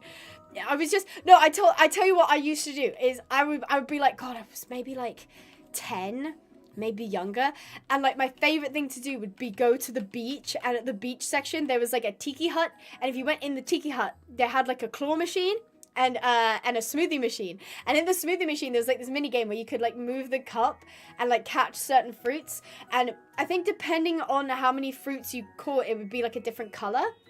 So if it was mostly like blueberries, it was blue. If it was like strawberries, it was like red. If it was bananas, it was like yellow. And I just do those like activities over and over again. There was like all this like collection and reading, and there was a cinema in there as well. Bin Weevils, girly. I love Bin Weevils. I think in Bin Weevils you could like basically role play real life. Like you could get a job in Bin Weevils. It was so, thinking about it now, I'm like, that's so strange. Oh, I knocked over a pole. Yeah, you could, like, get a job in Bin Weevils, and you had your own, like, house, and you could do stuff. Zoo Tycoon 2 did teach me loads, though. I don't think I played that game. When Abby finessed the art of convincing parents. Hey, I knew what they wanted to hear, okay? I knew that it had to be about education. I don't know how I pitched Star Stable. I think it was just on the premise of I just kept going, please, please, please, please, please, please, please, please, please, I love horses, please, please, please, please, please. And that's how I eventually got lifetime member on this account, by the way, on this very account in 2013, 2014, something like that. So yeah, I actually didn't pay for Star Rider in this account. My dad did. So that was how I pitched Star Stable. I think I just begged for Star Stable. I was in the same boat. I don't think Star Stable can particularly come under kind of like an educational pitch. You can't really say like, oh, I'm learning how to take care of horses, because that's not a thing. Instead, you have to be like, please, please, it's my favorite game and I love it so much and I've played so much, and please, I need the Star Rider to get into the areas, and I need the Star Rider to jump. Oh, geez, no. You used to have to be a Star Rider to jump in the game. You had this whole quest where when you went to Steve's, it was so exciting. There was like poles set up, and Justin would be on his horse and he'd like teach you how to jump. And it was like the most exciting moment. It was so good. Oh God, I wish when gaming was exciting. My gosh. And yes, interested in the Sims 4 pack, use code Pinehaven when checking out. Although it only works if you check out on the EA desktop app. So it doesn't work if you use it on Steam or any of the other sites that you can get Sims 4 keys on. So if you do want to support me, do consider using my code Pinehaven. Thank you very much. I used to play Panfu, if anyone knows that. It was also very educational, though I didn't learn anything. I honestly, this is the funniest thing, I think I learned a lot from Minecraft, like specifically colors. I don't know why. It was like I learned what cyan was, and I learned like, I mean, not that I didn't know what iron was, but it was like you get more in tune with like how that works. You have to like smelt the iron ore. I was familiar with the premise of like ore and mining and coal. I was just built for the industrial era apparently. But yeah, I feel like I learned a lot from Minecraft. Elle seems to have recognized Panfu. Elle recognizes Panfu. Minecraft literally has an education edition. Well, you see, when I was playing Minecraft, there was Pocket Edition. Yeah, that's right. And me and my sister had free Pocket Edition. And in the free Pocket Edition, it was like this weird cross between like creative and survival where you had like hearts. There was no hunger, it was just hearts. But then in your inventory, you could pick any block that you could like click on. And it was like kind of creative, but not really. And in the free version, your game couldn't save. So me and my sister would like leave Minecraft running on our like little tablet or phone or whatever it was for like hours on end. Managing my star coins was like learning financial responsibility. Definitely. Yeah, I know for sure. That reminds me of like, you tell your parents, you're like, yeah, no, I'll learn to be responsible because you get like an allowance and you know, I will never ask for star coins ever again because I'll manage, you know, I'll only get 1 horse a month or whatever. To be fair, you couldn't get a horse a month on the current allowance, but you know, you do this and then like God, 6 months later you'd be like, there's a double star coin weekend. Got both kinds of Minecraft for the low price of €12 back in 2012. Goodness, that was quite a bargain. Oh my God, I remember playing Minecraft mobile knockoffs. Oh my God, I've just remembered the survival craft or something. Also, this guy's gonna beat me, so I need to restart the level. It was and like the intro was like the boat like leaving you on the island, and there was like cars or something that you could. Oh my God, Producer H, you've just like taken me back. That's great. I remember doing the Minecraft knockoffs. There's also another one that like I can almost remember, but like not quite. Also, why is he so fast? Slow down, bro. I'm gonna lose, and it won't give me my XP if I lose. Okay, home straight. Oh God, am I gonna win? Am I gonna win? Yeah, let's go. I actually had to use the never ask for star coins line. No, same. It's always like, it would always be like Christmas or your birthday, and you'd be like, please, this is the last time I'll ask you for it. I'll never ask you for it again. This is the last one because I'll be able to get every horse I want. And then Star Stable kept adding horses, and every time you'd ask for more star coins. But that's besides the point, because 92% of the time it would work. Although it wouldn't work repeatedly, because then your parents would be like, yeah, sure. I did PS2 Minecraft, and there's Minecraft on the PS2? I don't think there was. Do you mean PS3? Xbox 360? Xbox 360 Minecraft, I believe. I don't know about PS2, because I had a PS2, and that thing was ancient. Absolutely ancient. Discord activities now have a Minecraft knockoff. No way! I did not know that. I did not know that. I did not know that. That's so funny. All those Minecraft knockoffs were like so good though. Like Loki, there were some that were actually better than Minecraft. I don't know why they dropped off the face of the earth though. Maybe it's just because Minecraft just had more flexibility with what you could make in it. I still have to manage my star coins to this day because my parents only agreed to buy me lifetime Star Rider, so I have to make do with my weekly allowances, and I never paid for star coins. Well, there you go. You do actually have to manage your finances. I'm one of the lucky few that we'd be like, oh yeah, I'll never ask for star coins, and then I absolutely did ask for star coins. And yeah. And then I got my own money, and when you start paying for star coins with your own money, you're like, oh my God, I don't want to do this anymore. You're like, I don't want to spend that much money on star coins. I don't know if anybody else found that, but I certainly did. Do you remember when the ghost horse in your Sable Lake Halloween? Exactly. Yeah, I only got lifetime off my parents. Same. I think I was like, God, I must have been like 12, 13-ish. And I think I played Star Stable for 5 months. Oh, look at this gorgeous line. You guys are amazing. Oh, this horse is really cute. Oh my God. Oh, it's really, really cute. I love that so much. I love the deer one as well. Oh, you guys have such cute horses. Look at that. I don't know. Are those Andalusians? Lusitanos. Those are Lusitanos. I recognize my game breeds. They're both Lusitanos right here. That's so cute. I haven't seen a Lusitano in ages. Absolute yonks. We're about going to the co-op. Enjoy. I convinced my parents that if they got me lifetime, they'd never have to pay for it again. Yeah. Yeah, that was, I think, why I wanted to get Lifetime, was that then I wouldn't have to worry about losing losing my subscription. But Lifetime is expensive, to be fair, and especially since the gameplay kind of hinges on new horses. Having that allowance, it is possible to play Star Stable on a Lifetime without buying star coins, but it isn't necessarily great. I remember the moment in 2020 when I realized I had had a job for almost 2 years and could actually buy star coins.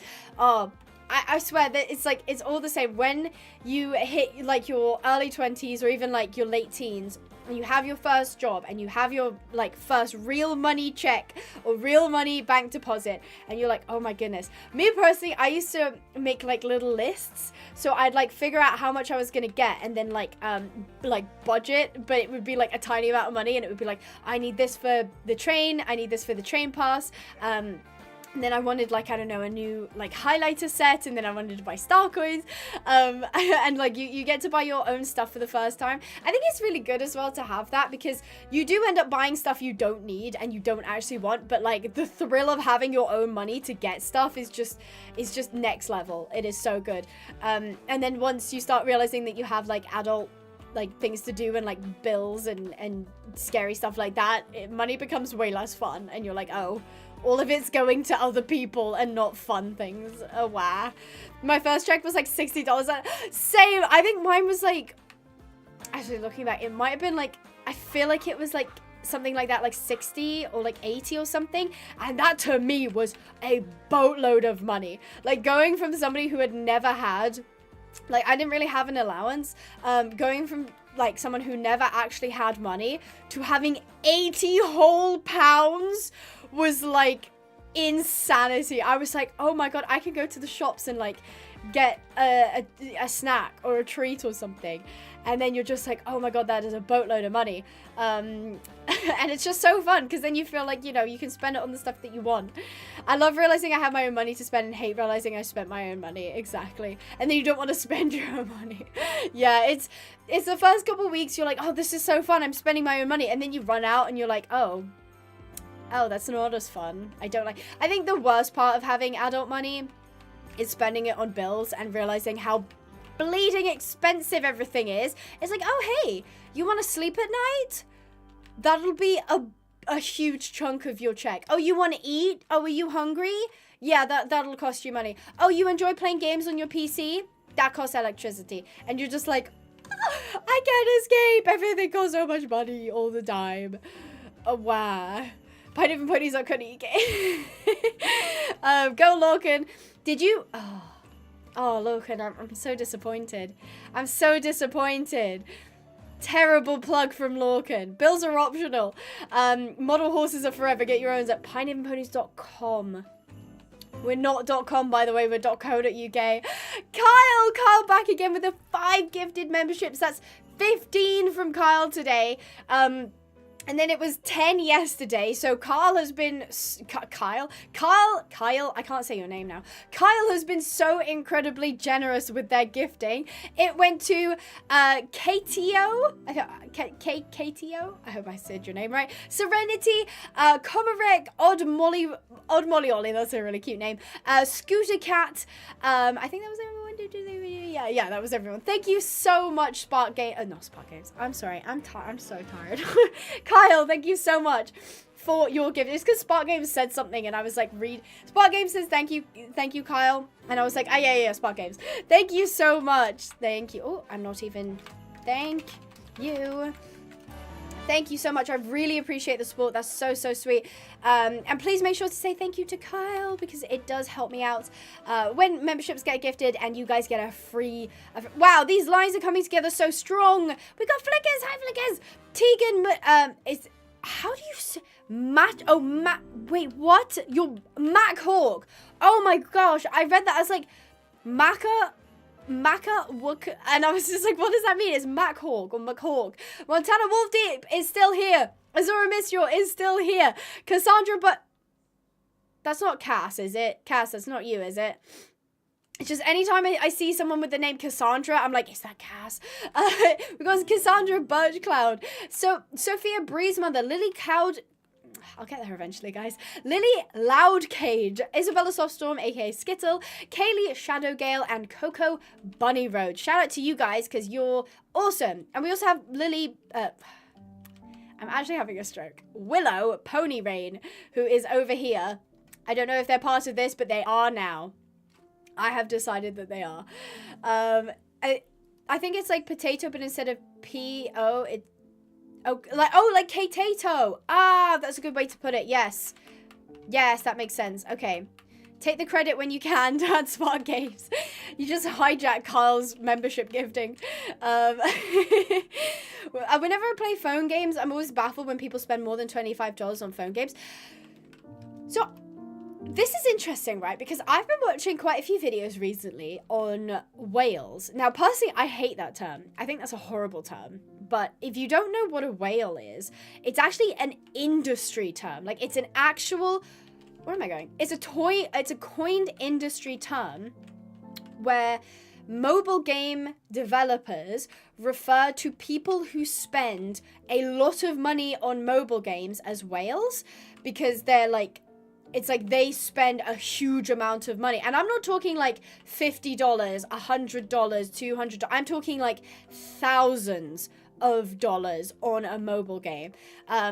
I thought when you said whales, I thought you said the country, and then I thought the animal, and I was like, oh no, it's a mobile game whaling. It's really interesting because obviously apparently there's a 2080 rule, and it's really interesting, this concept of like 80% of a mobile's game revenue will come from 20% of the players, which is just nuts. It's like 20% of the players will be spending so much money that they will make up 80% of that company's income. And mobile games are actually designed to appeal to the people who are going to be spending hundreds, probably thousands on the games. And apparently the industry term is called whales. And there's a video on YouTube called Let's Go Whaling. And it's essentially this like dev talk or industry panel talk about how like mobile games can introduce certain features to try and attract and catch these whales. Oh my god, speaking of, Clash of Clans is like, I forgot you play Clash of Clans, that's so funny. Logan plays Clash of Clans. But Clash of Clans is apparently one that's really bad for it, that like they have... We got more! Wait, there's more people. Is there more people in this line, or am I just crazy? I don't know. I feel crazy. Am I crazy, guys? Yeah, that apparently Clash of Clans is one that they also enjoy getting 80% of their revenue off of 20% of their player base, which is crazy. Cough, cough, Genshin. Anyway, Genshin, yeah, because that's like gacha games, isn't it? Oh, let's boop. Oh, can I? Hello? There we go. Some of the buttons on Star Stable are so incredibly small. Okay, I'm... Help. Okay, how do... Okay. I hate the UI on this game sometimes. Alright, yay! We did it! Oh gosh, says that person whose name I cannot see. Is that a saddlebred? Have you got a saddlebred? The saddlebred is really cute. I do really like the saddlebreds. Hi, Iris. I hope you're doing well. Genshin is terrible for whales. Gacha games are basically gambling, so who's surprised? Yeah, I might have Googled it, but I might do it again. What's the difference between gambling and gacha games? Is it like gacha games illegal? Gambling versus gacha. NHS said addiction, getting help. Thank you, NHS. I'm actually asking a question, though. Is gacha games gambling? Reddit is here to answer my question. Thanks, Reddit. Never mind, the post was deleted. Basically, yes, kind of. Gachapon machine-style mechanics. Loot boxes. Right, so loot boxes creates that kind of thing. I used to do Google surveys, which got Google Play money, literal sense, and I used it to buy an Aquarian DLC in The Sims Free Play. Oh my god, I forgot about Sims Free Play. Oh no, this is so embarrassing. When I was playing The Sims Free Play, I was like 14, but when I was 14, the very, very popular series Twilight was a thing, and I specifically remember having the Cullen household, and there was like Bella and Edward and other characters from... Oh my god, that took me back. Yeah. Although, to be fair, I always got my dad to buy me stuff on the Sims Free Play. Sims Free Play was basically like the mobile version of Sims that was free, but it had microtransactions. So, no, I'm not joking. That's so funny. Oh my goodness. I can't remember. I can't believe I just remembered that. That's so funny. Google surveys. I remember when I was in school, there was like this UCAS program that did like surveys, and you could get like gift cards from it. So, yeah, I remember getting like a gift card for Amazon or something, but it was like ridiculous. You had to do like 50 surveys or something to get like a £5 voucher. It like was never worth it. Team Jacob says Lorcan. Oh yeah, Lorcan, I forgot you're into Twilight. I think I used to be Team Jacob as well. I think Edward creeped me out a little bit too much. Team Edward. You got to pick a side. I remember having a magazine that was like, which one are you? But then I was like, you can't be Team Jacob because she chooses Edward. You've never seen Twilight. Cass, that's crazy. You need to see. It's so bad that it's good. Like, it is so hard to watch, but the memes that come out of it are so funny. I had Queasy watch Twilight with me a couple years ago, and she hated it, but then she got all the memes afterwards, so it was worth it. See, like, men not seeing Twilight is normal, but, like, as a girl, you haven't seen Twilight? Gacha is a form of gambling, but, like, kind of a different system. I think it's, like, a loophole system of, like, gambling is obviously putting down real money for the chance of more real money, whereas gacha is putting down... Usually it'll be like you put real money in to buy either the currency or the keys to then have a chance to win a skin or a power-up or some kind of boost. And then on top of that, sometimes you can also sell those things you get from loot crates on a market, like on the Steam. Like, for example, COD has it, so Call of Duty, that like you'll open crates and you can sell the weapon skins on the thing. So it's like, it's pretty much gambling, but like it's kind of a way around it because it's not directly like money, if that makes sense. It is really hard to watch. It is great though. It is so... Abby, make a poll, team. Okay.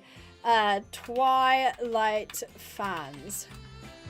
Team Jacob versus... I almost said Team Twilight.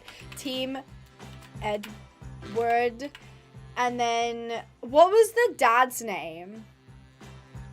What was the dad's name that everybody likes? I can't remember the dad's name. I was going to put him on there as well because I feel like I should give people the option. Carlisle, that was it. Yeah. Oh, and there's Charlie as well. Charlie was...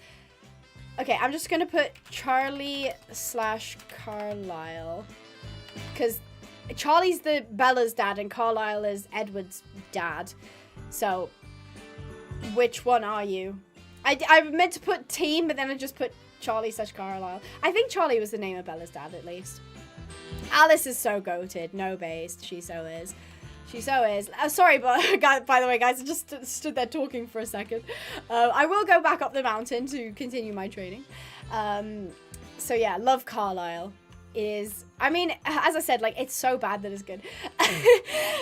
Logan, thank you for... Wow, 21 month. I've been robbing you blind for 21 months. That's insanity. Thank you ever so much for the 21 months to say, quote, Team Jacob forever, end quote, dash, crabs. I'm sure... I know Mabel's always been Team Jacob. She's always been into the werewolf type.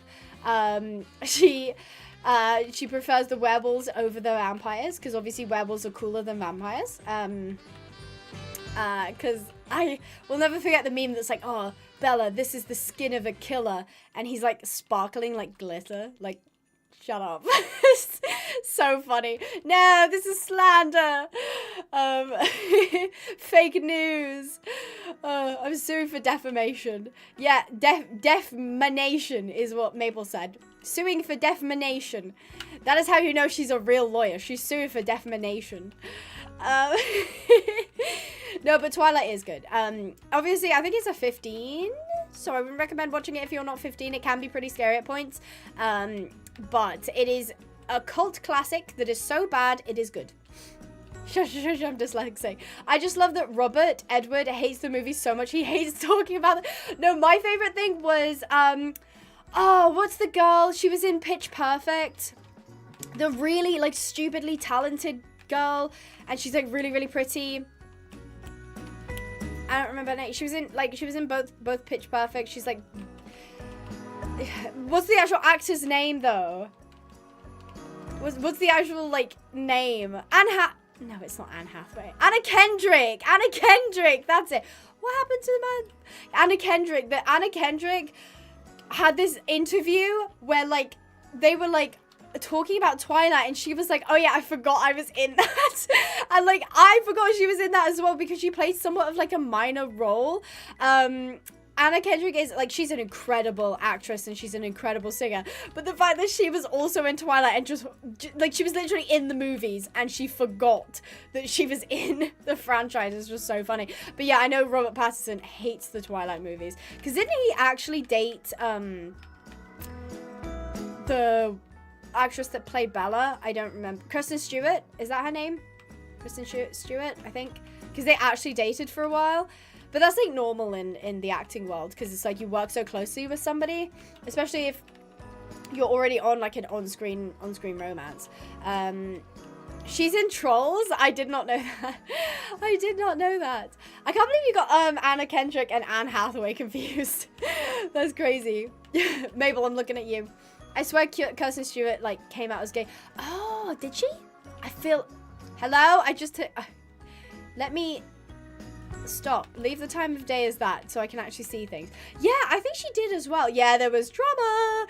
Yeah, I thought that as well. I can't remember, though. They're the same person. Anne Hathaway and what was the other one? Anna Kendrick are not the same person. They are not the same person at all. Oh, yes, that was right. Kirsten Stewart was in Snow White and the Huntsman. And the Huntsman was played as Chris Hemsworth. That was it. Never seen them both in the same room. That's a good point. That is a good point. Lorcan makes a good point there. Anne Hathaway and Anna Kendrick are wildly different people. But as Lorcan said, we haven't seen them in the same room. So, yeah. Yeah, she came out, says Nora. Oh, that's awesome. I hope that's going well for her. But yeah, that does make sense as to why her and Robert Pattinson probably didn't work out. Plus, probably also a plethora of other issues as well. Because I feel like, because wasn't there that Riverdale couple, the Cole Sprouse and Lily something? Because they were dating because of the whole Riverdale thing, and then they stopped dating, and they were still, like, working together, and then Riverdale, like, went off the rails. I don't know if anyone's seen Riverdale, but, like, I think I watched, like, the first 2 seasons or something when it was, like, literally just coming out, because it was really big in my school and in my class. But then after that, I was like, this is not good. Stop, let me make typos. Never. Just saying, if you want to remove anything that's not possible, whatever solution is left, no matter how implausible, must be the truth. Exactly. I agree. I definitely completely understood the sentence that you put. I get the gist of it, so that's enough for me. Anne Hathaway is awesome in Princess Diaries. I heard that there's going to be a new Princess Diaries, although I didn't watch Princess Diaries. That was never a movie that I watched, which is, I know, criminal. Really, really criminal, but I did not watch it. Kristen Stewart did a zombie movie? Which one? I really like zombie movies, so I'm like, which one was she in? Yeah. Although I was just gonna, like, make fun of Kirsten Stewart for her acting in Twilight, but, like, I'm sure they directed her to be like that because it was a young adult, like, movie. So they were probably like, oh, you have to be, like, the quiet, like, clumsy girl, and the way she's like, I don't know, she holds, like, the book up. There's, like, so many, like, people on TikTok who do, like, scene recreations, but of course they do it in, like, a really, like, a really dramatic way. So I read Princess Diaries, and they were everything to me. Oh, that's so cute. Upvote, says Elle. Crab Girl is Markiplier. Guys, I've never seen me and Markiplier in the same room. Well, that makes sense as to why you're obsessed with him. You gotta make sure you know your character inside out. It's a good point. That is. Have you watched World War Z? or Worldsea, because those are very different movies. Yeah, some people are still obsessed with Twilight, and I love that. I do love that. But I can never get over the Debbie Ryan scene. I don't know what movie it was, but the one where she does the iconic, like, looking up through her, like, her bangs while she's, like, tucking her hair behind her ear. It's just unfortunate that... I think it was a Nickelodeon show, I feel. Worldsea? World War Z bangs? Yes, it does. Very scary. I actually came off Netflix the other day, which is so sad. But I managed to watch it before it got removed. And it was really, really good. Really, really good. Train to Busan's really good as well. I think Mabel was the one who introduced my family to that one. I think Mabel might watch Markiplier. Yeah, I don't know where you got that from, but... I mean, it's a bit of a conspiracy, but I guess. It's not a phase, it's a lifestyle. No, it's so true.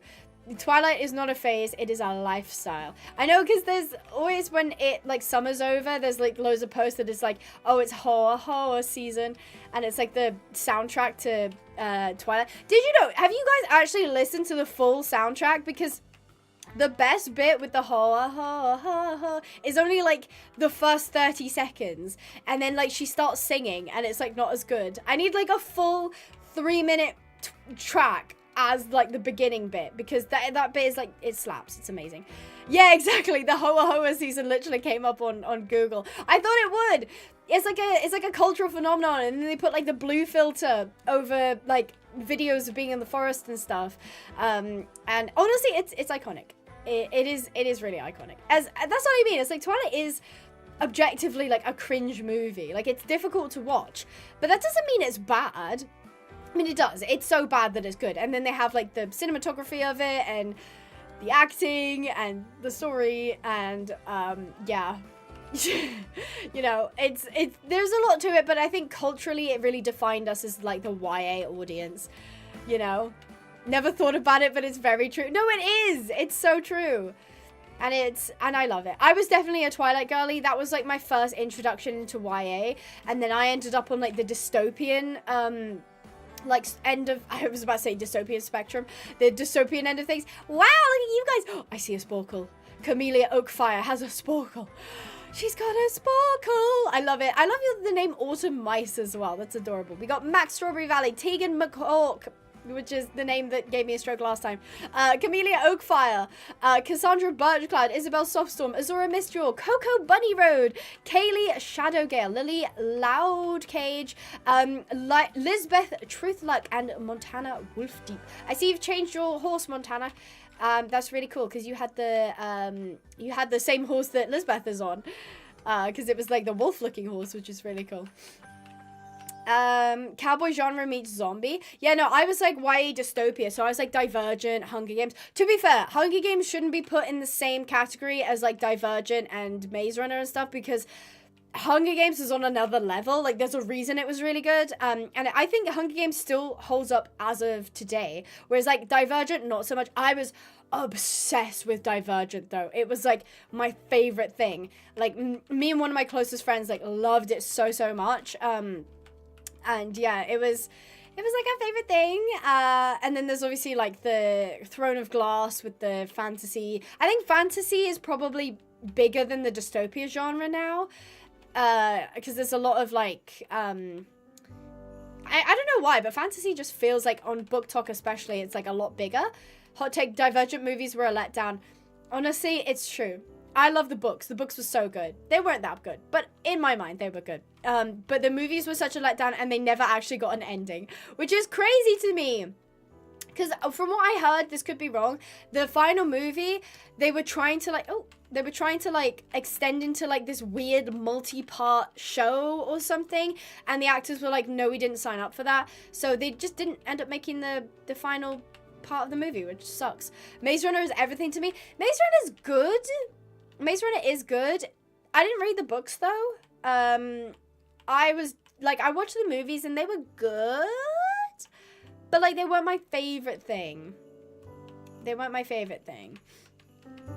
Yeah, and then there was a lot of like books that ended up being movies that were like poor adaptations. Like I hate to drag them through the mud, but Shadowhunters. The movie is so bad. Oh my word, the movie is so bad. It is so, like, it is almost unwatchable. The movie is so bad. The TV show isn't much better, but it is also much better in terms of, like, it's not as painful. And I think it serves the story a little bit better, but, like, oh, Dylan O'Brien made Maze Runner. I agree, he was really, really good in it. And what's the shorter blonde guy who played Newt? I can't remember his name. He's the one that, it doesn't matter what he's in. He was in Peter Pan as well. It doesn't matter what he's in. He always looks like he's, like, 18. Like, or, like, really young. And he's, like, 30 odd now, I think. I wanted, more with the Golden Compass. I don't think I watched that. I think I might have seen a thumbnail on YouTube that was talking about the Golden Compass series. But I don't remember it. Could you give me the rundown, like a synopsis? Thomas Brody Sangster. I don't recognize that name for some reason, but I'm sure that that's correct. We love Dylan O'Brien. Wow, everybody's a Dylan O'Brien fan. I love that.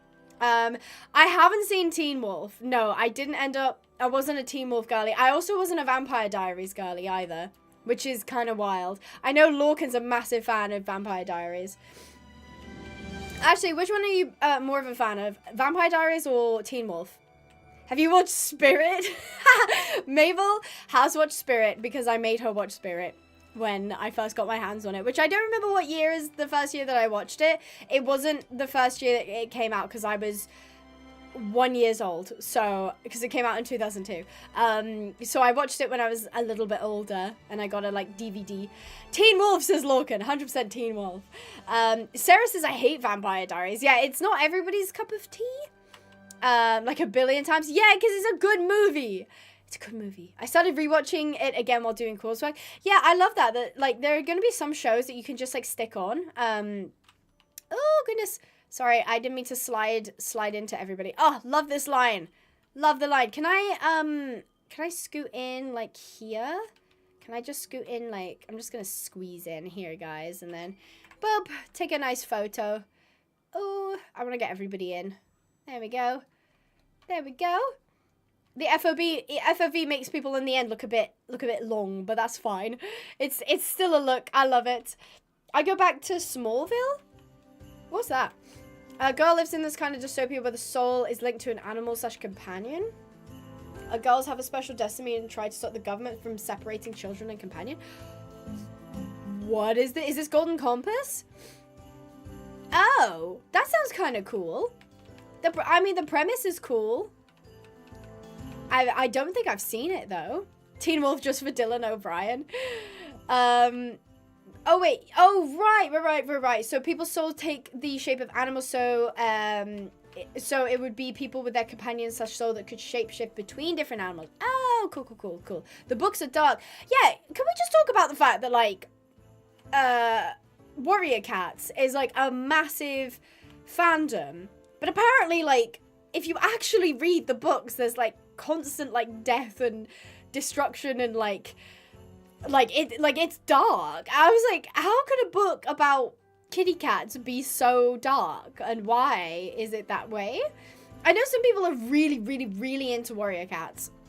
I never got into them. But I found out that apparently Warrior Cats is, like, a lot darker than I thought it was. Also, what is this? Are you the orienteering lady? Yeah, she's been relocated. Poor girl. Hi, we're gonna do some orienteering. I love the Northern Lights. His Dark Materials is amazing. I haven't seen that. Oh, his Dark Materials is so peak. Really? Oh. I did not know that. Yeah, we are talking about movies and like YA stuff. I've read Warrior Cats and it's in the fandom, but it is really dark. I think I just... Ooh, where am I going? Why is it not showing up on the map? Oh, right, it is. Okay. Oh, right, okay. Yeah, I think it was just one of those, but when I heard about Warrior Cats, I was like, oh, that's cute. There's, like, gonna be tribes and clans with cats in it, and that's so cute. And then you find out that they, like, I don't know, brutally go to war with each other. And it's like, why? Why, though? Why are you being so mean? You're all just cute kitty cats. Can we not get along? The Northern Lights book. Oh, is the book that the Golden Compass is based off of. Oh, okay. Reading the Northern Lights was a fever dream. I should reread. Did you ever read the Gone series? Oh, that's ringing a bell. That is ringing a bell. Can you give me the premise? Because I feel like I might have. I was also into, like, like, when the dystopia, like, craze was happening, I was really into, like, as I said, like, anything dystopia. So I ended up reading some, like, really strange, like, what was clearly, like, almost fast fashion dystopia books, where it was, like, one of them was called, like, The Selection or something, and I think the premise was, like, they selected who you were going to marry, and obviously the plot twist was, like, she was in love with her best friend, but then the guy that she was selected to marry was, like, actually this, like, cool dude, and, like, the best friend was, like, a rebel, and she has to, like, choose between them, which is, like, always, like, there's always a love triangle, and it was just stuff, like, where I was, like, I don't remember any content in that book other than, like, the general premise, but I remember I used to eat that stuff up. Like, there was a bookstore at the mall, and every time we went, like, even if I was with my family and stuff, like, I would go directly to the YA section. It even got to the point where, like, my dad would, like, pick up a book, and he'd be like, oh, it would have, like, a stamp on the front that said, like, Hunger Games readers love this, and he knew that, like, if he presented me that book, that I'd be like, oh, yeah, I'll get that, because anything that said, like, it was, like, the Hunger Games, or it was, like, a YA dystopia, I would, like, eat it up, it didn't matter if it was, like, the worst, like, corporate churn out slop. I would just, like, I would be like, finery. I don't know why, it just scratched something in me. I loved it. I also used to love the Shapeshifter series. It's a rare book it's rare that I read books that give me an adrenaline rush, but those books did. Ooh, that's really cool. That's really, really cool. Hi, Sophie. Also not related to the style we're talking about, but this year I read Tomorrow. As a gamer and a reader, I really like it and recommend it. What's the premise? Please do let us know. Yeah, because that's the thing, is as much as I take the mick out of younger me for reading, like, bad books, I've got to give myself some credit here. I've read far more books than I have read in the last, like, couple months, you know? Like, I was constantly reading books, like, literally on the way to school, while we were being driven to school, I would have my head in a book reading it. Whereas now I'm like, I can't find the time. And, you know, TV shows are a lot easier to digest, which is kind of sad. So, yeah. I think I read more fan fiction than I do books. That's a huge thing, like Wattpad, Archive of Our Own, that stuff, because you basically take a show's premise, usually, and then you make fan fiction around it, so you kind of feel like the universe is expanded upon. Oh my god, Holes, yeah, I had to read Holes for school, and it was, like, weirdly dark. It was, like, unnecessarily dark, but there was quite a few books in English that we read that was like, oh my goodness, it's kind of crazy. I think there was a book called Tires, and it was, like, the short story, and it was, like, really dark. Tires short story. I'm gonna have to Google it now, because otherwise I will forget. Yeah. Oh my gosh, yeah, it was, like, really, there was, like, a big book of, like, short stories, but, like, it was all, like, kind of scarring stuff, and I don't know why we had to read it for English. It kind of seemed a bit unnecessary. TV shows are the new and improved method of consuming information. Yeah, it went, like, books, and then it was, like, comic books, and then it was TV shows, and then it was video essays on TV shows, and then it was shorts summarizing the TV show, and yeah, and then we've just evolved into, like, less and less. You know what? I'm gonna put him on blast. I don't even know if he's here, but I wanted to cry the other day because me and Lewis were watching like a TV show. It was like, I can't remember what it was. It was about, I think it was like a plane hijacking movie. Not a movie, it was like a TV show. And we were watching it on a plane. I know, smart. And we didn't end up finishing the TV show before, like, the plane landed. And you know what he said to me? He was like, yeah, I really enjoyed it. I'm tempted to Wikipedia the ending. Wikipedia the ending. Babe, just watch the show. Just watch the show. What do you mean Wikipedia the ending? That's crazy. Why have we lowered ourselves to Googling how it ends? Why would you not just watch it? I don't know. That was something that was like, just watch the show. Why are we doing that? Why? I'm also going to go South Hoof because there is some stuff to do there. TBH is kind of real for that. No, let's not normalize this. Let's not do that. I mean, if it was Lost, that's understandable. Oh my gosh, no, Chocolate Teapot. If you mention Lost around my dad, he goes nuts. Because he was a really big fan of the show before it ended. And then it ended. And he was like, that was the biggest waste of my life. That sucked. And I think objectively, I haven't even watched it because my dad, like vehemently says, do not watch it. Obviously, I know how it ends. But that was a cheap shot, to be fair, as an ending. Because I'm pretty sure, not to spoil anything, but like, that is like the number one thing you're told in an English class is like, if you're writing a short story, you can't end it with, and it was all a dream. So that's crazy. I used to read 900-page books in under a week, and now I take a little longer. That's so cool. I used to read loads of books, and now I can't read at all. Now I'm illiterate. This is what happens when you become a YouTuber, guys. You become illiterate, and you can't read books anymore.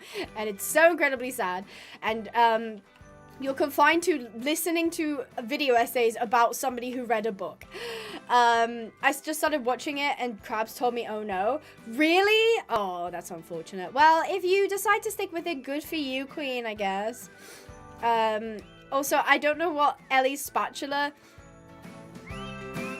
has to do with the conversation, but apparently Ellie's spatula is dirty. That's crazy.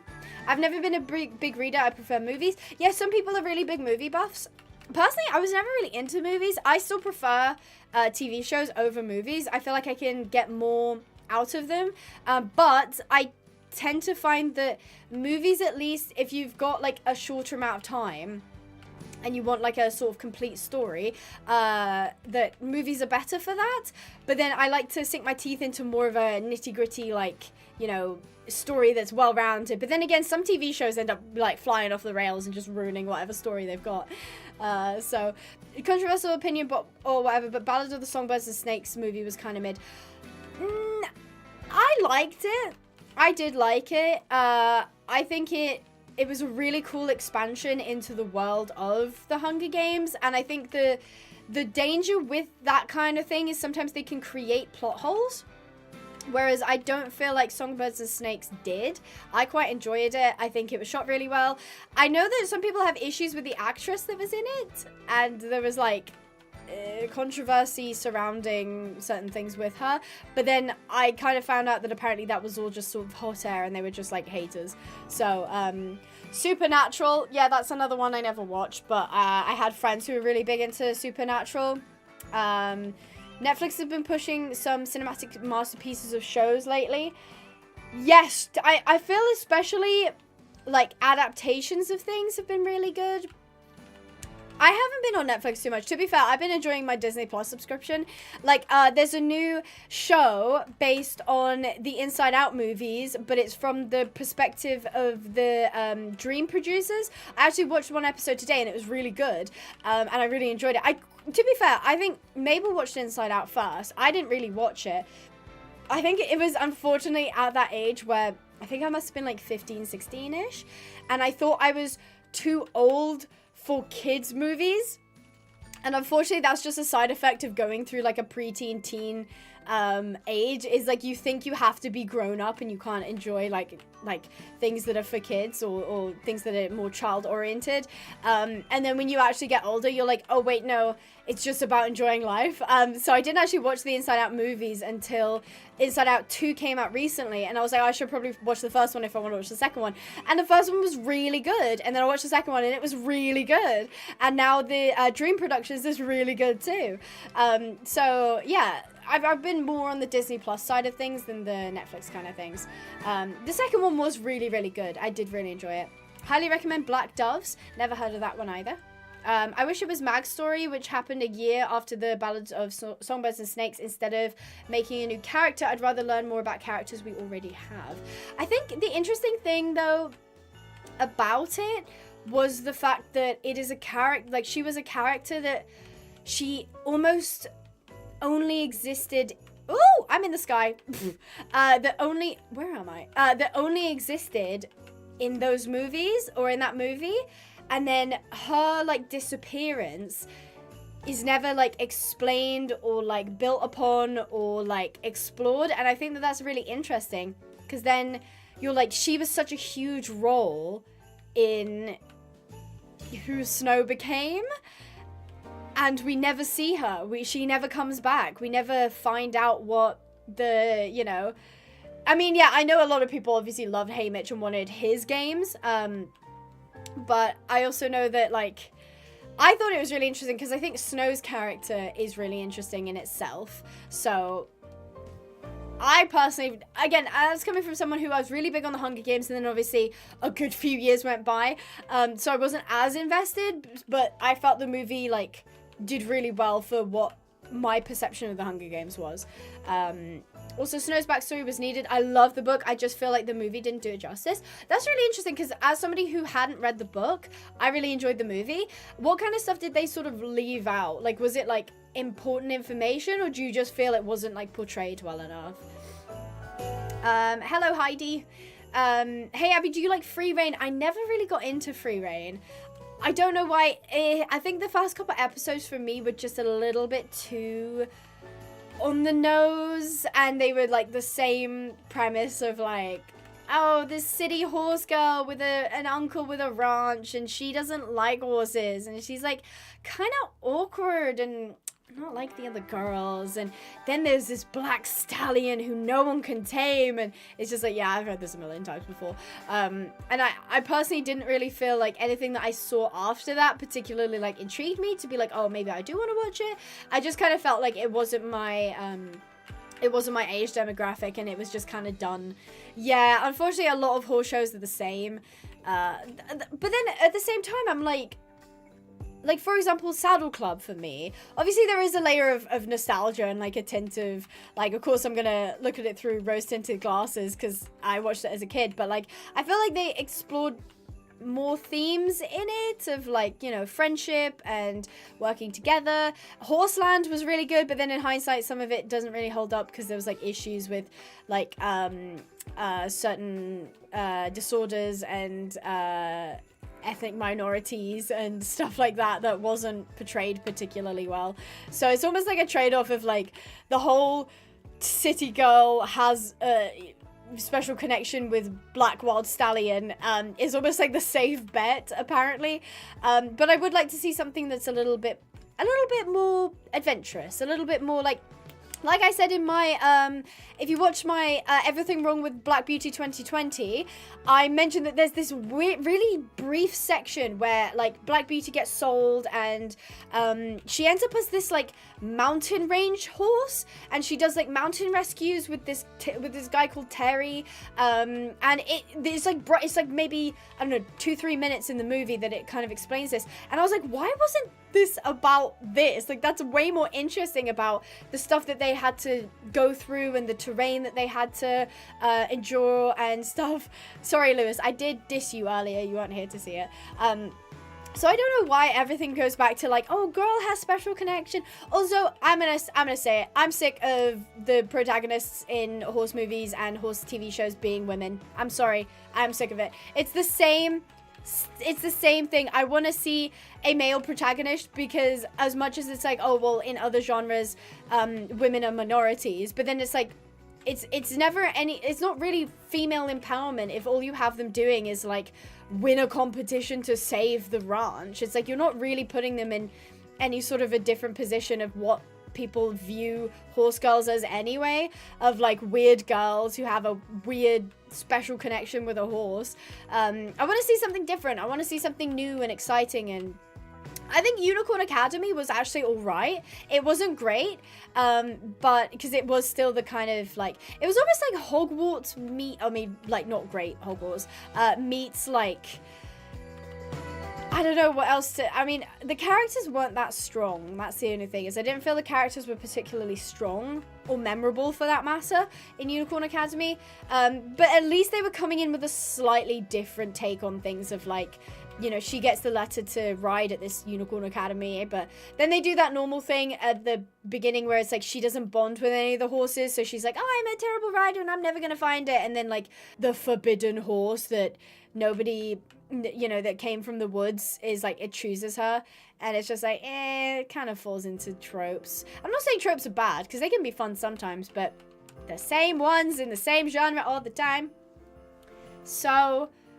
boring. So boring. I'm good, Heidi. Thank you for asking. What's insane to me is horse riding being seen as a girly thing to do, but top competition is being male dominated.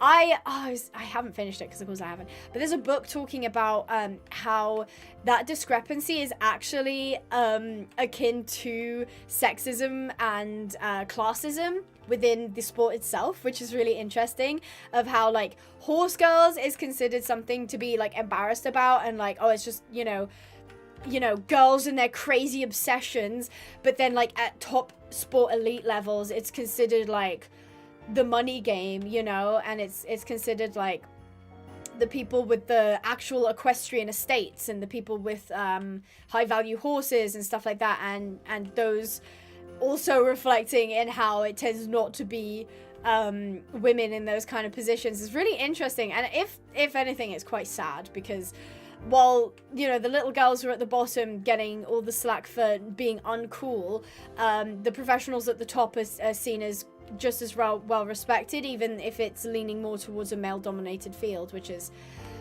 suck. Abby said Wikipedia, if Abby said Wikipedia at the end of the movie, I literally have never done that. Well, did you go back and watch it? Because you did. Because otherwise you wouldn't have known that I said that. Because I've never complained about that to you, but now I did, so. I read a book as a kid. A girl in Alaska got lost and lived with wolves, returned to her family. Next book shows she struggled fitting in and she leaves her arranged marriage and she returns to the wolves. Oh, that's cool. Reminds me a little bit of like Jungle Book, because obviously he was like left in the jungle and raised by like the jungle animals, and they tried to like reintroduce him into society. I actually don't remember how Jungle Book ends. Does he get reintroduced to society, or was it like he lives in the jungle because he's always been wild at heart? I can't remember. I don't remember. I do remember that was like a point in Tarzan, was like they tried to, because he ended up obviously with Jane, and then she went back to England and he like hated it there because he couldn't be like wild. Oh, Mabel told me. Oh, there you go. I love Jungle Book. Yes, I remember having the animated movie and watching that. That was really good. Solander. Oh, he goes back to the oh, he does go back to the village. Okay, I couldn't remember. But yeah, this is a kind of sort of similar premise. Abby's a hater. No, it's so true. I am. I'm such a hater. Also, I'm so confused. About what? About what? Yeah, so this has been a very productive chat about movies and TV shows, because I do love hearing about what everybody's like favorite genres are and stuff like that, because I do kind of sometimes have the feeling that like a lot of discussion and a lot of like today's culture is sort of based in, especially like short form content, TikTok, things going on in the internet. And sometimes it's nice to go back to basics and be like, what books did you guys like? What fan fictions did you read? What TV shows did you really enjoy? Because, you know, those are also valid forms of media, and I think we should probably continue to consume them as well, because they're not quite as prone to being brain rot as other things are. Tarzan has so much Riz in the movie. I can't remember that, but obviously he does end up with a girl. But then because there's Tarzan 2 where they go back to England, which is, I can't remember how that ends either. But they were pretty good. They were pretty good shows. Not shows. They were pretty good like books and movies. Because I've never No, you asked me if you were saying that you were going to. Do you remember? It was the hijacking movie, and when we landed, we didn't like have enough time to watch the end, and you were like, "Oh, I really enjoyed that. I kind of want to Wikipedia the end of the movie." And I was like, "No, just watch the end. Just watch it. Watch the end of the movie." So I didn't say you did, but I said you were thinking about it. I did say that you were thinking about it. We are talking about movies and TV shows and other forms of media, and we started out with books, but we ended up on movies and TV shows. And somebody mentioned Free Reign. I don't know if anyone's seen We Are Your Last Followers, my last ones who stayed with me forever. These are the real ones. Rear to say hello. Oh, we should do the 4-pin. Actually, no, I won't be able to. Oh well. Has anyone heard of the children's series called Pony Pals? I have not. I loved and love all the old British TV shows like Mr. Bean. Mr. Bean is a classic. So good.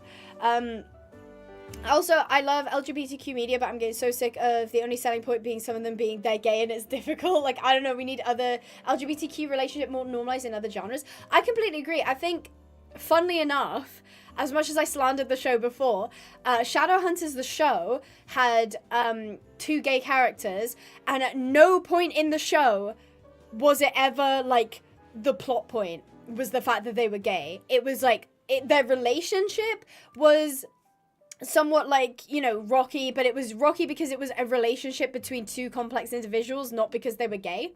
And I think that's a really good point, actually, Skittle, because it's the same in a lot of media of, like, to have something that's LGBTQ, like, not friendly, but, like, LGBTQ sort of targeted, it has to be, like, a specific sort of box thing of, like, oh, for example, like, I heard good things about, I want to say Heartbreaker, but I don't know if that's the name of it, of, like, you know, young people navigating love for the first time, and obviously it is a literal point of gay relationships are scrutinized, and they face a lot of oppression and get targeted and stuff like that. But if that's, like, the only part that you ever, like, address as, like, a plot point, it's kind of like, oh, yeah, but everybody's done it. Heartstopper, that was it. Yeah. I don't like Heartstopper, but I got bored, my bad, guys. I know some people really, really, really like Heartstopper, though. Arcane and She-Ra was peak lesbian rep. I haven't seen Arcane Season 2, so no spoilers. But She-Ra, oh, so good. So good. Love She-Ra. I was obsessed with She-Ra for ages as well. I think it was actually Flickers that put me onto the show. And I was in my, like, rediscovering my, like, love for more, like, not childhood shows, but, like, shows that were not necessarily marketed towards, like, an older audience. And it was just, like, the fact that, especially a show like She-Ra, it wasn't afraid to, like, tackle some decently mature problems without it having to be this, like, really, like, graphic or violent thing. Obviously Arcane is not the same. But yeah, She-Ra was really good. Especially, there's something that really bugs me about fantasy, like fantasy books, shows, and movies that choose to also have, like, racism and homophobia. I don't know if anybody else shares that sentiment, but it's like, it's a fantasy world. Like, you could do whatever you want, and you're telling me they still have space homophobia? Like, what? You could have just chosen for it to be, like, normal and had, like, interesting plot points about, like, the ship breaking down and, I don't know, various political aspects of, like, one planet versus the, you know, planet destroyer. But you decided to go down the route of they also have homophobia and racism and transphobia. Like, we have that now. I don't necessarily feel like that's necessary to keep creating worlds where this is also a thing, when you could have just made the plot points and, like, plot issues different. At least invent something new, like vampirophobia. Exactly. At least you could do something interesting in it. But yeah, they're always pointing out being gay is such, like, a big thing is so harmful. Like, why is it different? You can use homophobia as a plot point when it's shallow and only focuses on that. Yeah, like, there are definitely some examples of, like, shows that, like, if you're working through it in, like, a real kind of gritty, this is the reality of some people, especially if you're picking, for example, as a setting like a school where you're going to have, like, a lot of situations where people are coming from different backgrounds, people have their own biases, people have their own, you know, harmful biases as well. I definitely think, like, in my opinion at least, like, fantasy sci-fi, it's not necessary, because it's just, like, I don't know, I just see it as, like, there are better plot points, and the more we normalize that stuff on TV shows, the better, because if it's always, like, the plot point of, like, oh yeah, it's, like, you know, they're experiencing homophobia, and, you know, it's so hard because and it's just like, yeah, but then at some point we're gonna have to, like, put an example of, like, where it's completely normalized, and it's just not that it's like, oh, you can never mention it, don't mention that they're gay, it's like, it can just be, you know, they can just be gay, they can just be, you know, they can just be a character that their whole personality isn't dependent on the sexual orientation, which is, like, there's definitely a place and time for it, and there are some really good movies and TV shows. They're dumping the crates in there. That's so bad. there are definitely some like TV shows and that really do tackle it really, really well. But like, why would you? Yeah, we can create whatever we want. However, we will also have homophobia, transphobia, racism, sexism. Sexism is a big one. I don't know why that keeps like that's always a thing. Like, especially, oh my god, I will never shut up about how annoying it is that, like, for example, like a show like Game of Thrones is completely fantastical. I don't care that it was based on like medieval times, okay? I don't care. It is a show about like dragons and magic and like religion and stuff like that, and it is a cool show. But they still have like violent sexism, and that's some of the plot points in it as well. It's like Daenerys wasn't taken seriously because she was a woman. And like a lot of the women in the roles were like, they had to swallow the fact that they had to be in arranged marriages and they had to be mothers and they had to serve their country by having children. It's like, you could have picked anything. You literally could have picked anything, and you chose to still have the same patriarchal society structure that we have now. Can we not do more interesting things with, like, the structures of our societies in fantasy worlds, please? Because I'm, like, so sick of them just being the same as what we have now. If you're gonna have dragons, at least have something interesting. Like, I don't know, a matriarchal society, or, like, I don't know, just something different. I don't know. We're the only species that I know of that are homophobic based. Imagine being capable of intergalactic travel and still being made uncomfortable by same-sex relationships. Oh, that's so funny. Looks at the overpowered but shallow female protagonist. Like, hey, just because you're a main character, just make your main character a woman doesn't make it progressive. That's a good point. And does it pass the Bechdel test? That's the question. Especially when, like, the like, strong female character is, like, not a girl's girl. Do you know what I mean? Like, when it's, like, the strong female character is, like, yeah, I'm not like the other girls. I don't like nail polish and, like, I don't like dressing well. And I'm just here to, like, you know, kill and survive. And it's, like, actually, you know what's even more powerful? Having a female protagonist with feminine qualities that is also strong and independent. It doesn't, like, the female protagonist doesn't have to have male characteristics to be strong and independent and all of this stuff. They can be both feminine and those things. It's not like two separate things that you have to choose from. But what do I know? I'm just a silly YouTuber. Abby, where are you going? I was going to go back to Jorvik Stables and I took a bit of a detour. That's where I'm going. I hate when they base shows off of Norse mythology and still include sexism. Like, at this point, you're just making it up. That's a brilliant point, Iris. I hadn't even considered that because, of course, there are actual, like, cultures that did not have, or at least did not have rampant patriarchy and sexism and stuff like that. That, for example, in Norse mythology, women were seen as just as strong as men.